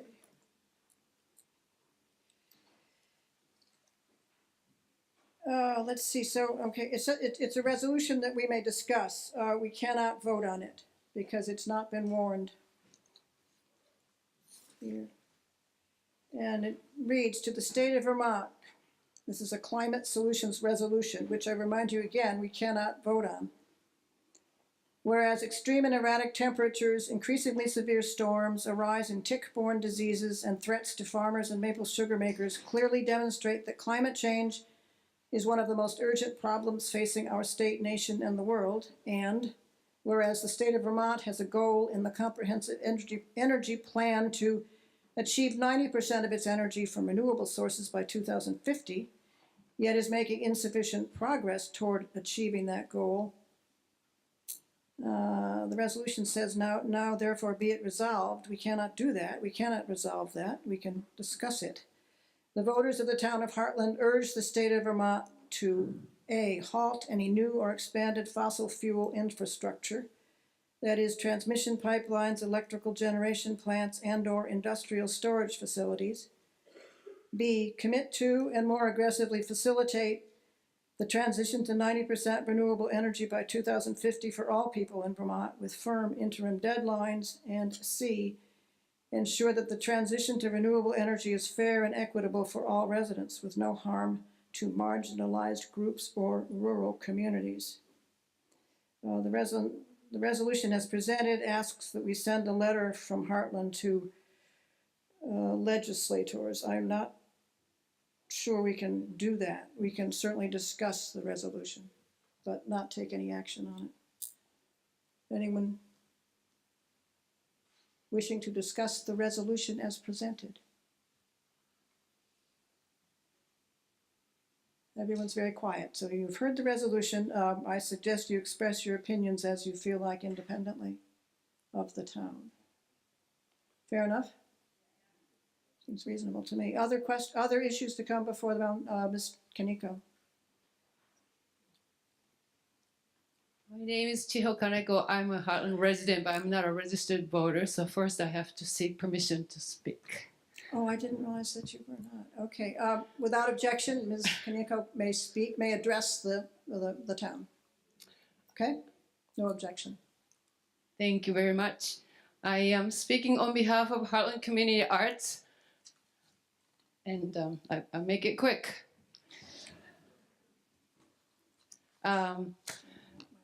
Hartland Community Arts is a nonprofit organization based in town, and it's for the town. And it's a unique arts organization that it's really catering to the community, the town. I don't think there's another example in Upper Valley like Hartland Community Arts.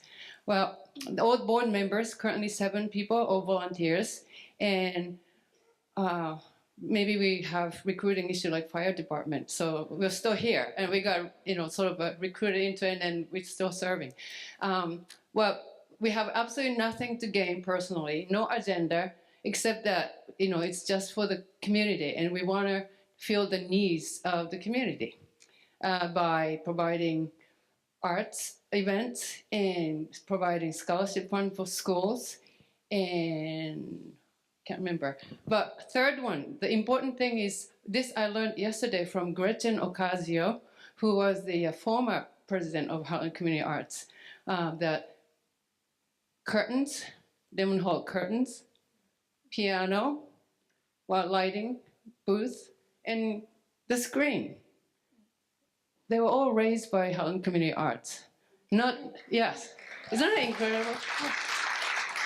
And I guess it did not cost taxpayers any money. It was all raised by, I guess, donations, fundraisers. So in that spirit, people have been telling us that we have great hall, great acoustics, great piano, but our lighting really needs improvement. And I'm not a theater person, so I sought advice from people, and we are going to apply for a grant through Vermont Arts Council this spring, but they require matching fund. So now we're looking at very modest incremental improvement to Damon Hall theatrical lighting system. The lighting booth works, so we have really basic lighting system, but we don't have working spotlight, and we are told that this stage area, the backside, is not usable for theater people because all the light comes directly from front, so it floods the surface, but the back is all dark. So in order to remedy that situation, we were advised by experts that we install 2, just one on each end, very simple side light. That would actually significantly improve the possibilities of theater. And we're looking at $6,000 to $7,000 project, that including the consulting fee. So with that in mind, we have to raise 50% of the money. So we've been doing a lot of fundraisers, but March 17th, here at Damon Hall, we have murder mystery. And it's going to be a lot of fun, I was told. And I hope you come support the show. Suggested donations, $10. Or if you're so inclined, we're happy to accept more. And but it's going to be a lot of fun, and a lot of people in the community are going to be part of it. And I was told that there's at least one drag, and it's not Clyde. So I hope to see you there, and thank you very much.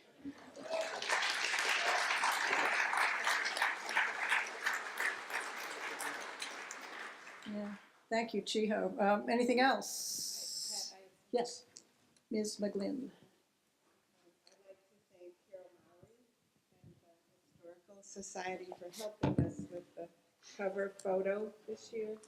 And want to point out that one of the select board members is in the photo. If you look in the upper right-hand corner, Gordon Richardson was in second grade, I believe. He's paying no He's attention. kind of gazing off into the distance. He's not looking to him.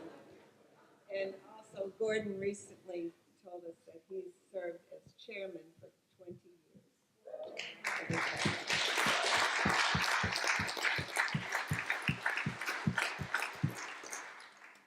Thank you, Martha. Let's see, Ms. Barney, I think. Thank you. Tina Barney from Clay Hill Road. I just wanted to thank you while we're on that. The readability in this report is so much better, and I really appreciate the numbers being handy on the back and the lines going through the budget items to make it much easier to track from right to left and the spacing. So whoever took the time to think about making that more legible, I really appreciate it. Good, that's nice to hear. So Dave? is this working? So I just want to comment that even though it was a staff effort, Laura Bergstresser, who is Clyde's assistant town clerk, was responsible for the town report this year, and I concur. I thank her for the effort that she put in, and she kind of took ownership of it and did a good job.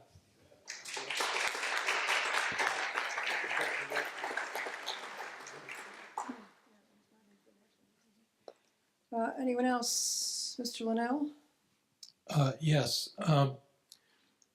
Last fall, we put our tax map online. And I was just kind of curious how many folks have actually used it, looked at it, gotten some use out of it. Good, good, I'm glad, because we're going to also use that to, in June, when the new values come out, there'll be two links. One will be 2018 and one will be 2019 for the new values. So it's a way for you to compare the changes to your property or any other property in town, because most of us have 2 or 3 other places in mind similar to our own property, and you could look and see in that way. That might help answer a few questions for you. Also, along the lines of the map, I looked into, so if you've used it, you can see you can have a variety of different base maps. So it can be plain, you can put Google Earth, you can put a bunch of different things. And as a bit of a map person, I made the inquiry as to what it would cost to put the 1869 Beers Atlas map as a possibility as another base map, and that would cost $500 to do that. So I can't justify that in my budget at all, but that's not to say we couldn't have some sort of donations if people wanted to personally do something, not on a tax basis. But if anybody was interested in seeing that, if you would let us know about that, and because I think it would be cool, and I would donate some money, but not $500. So if that's of interest to anybody, please get in touch with us at the Lister's office. I'd like to see if there's interest in that. Thank you. Interesting. Anything else to come before this meeting? Ms. Arwen?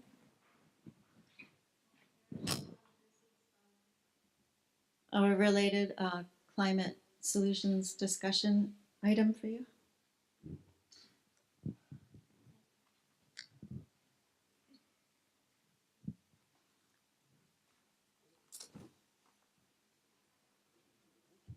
Oh my goodness. I have a 1:15 appointment. Okay, get my glasses.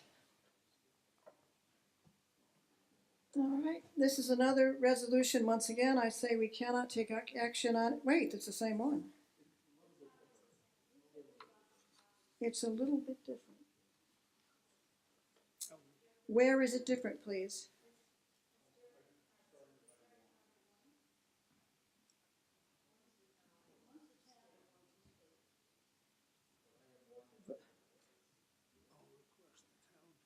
Item 1 says the voters of the town of Hartland request the town to do its part. And this other one says, I see, okay.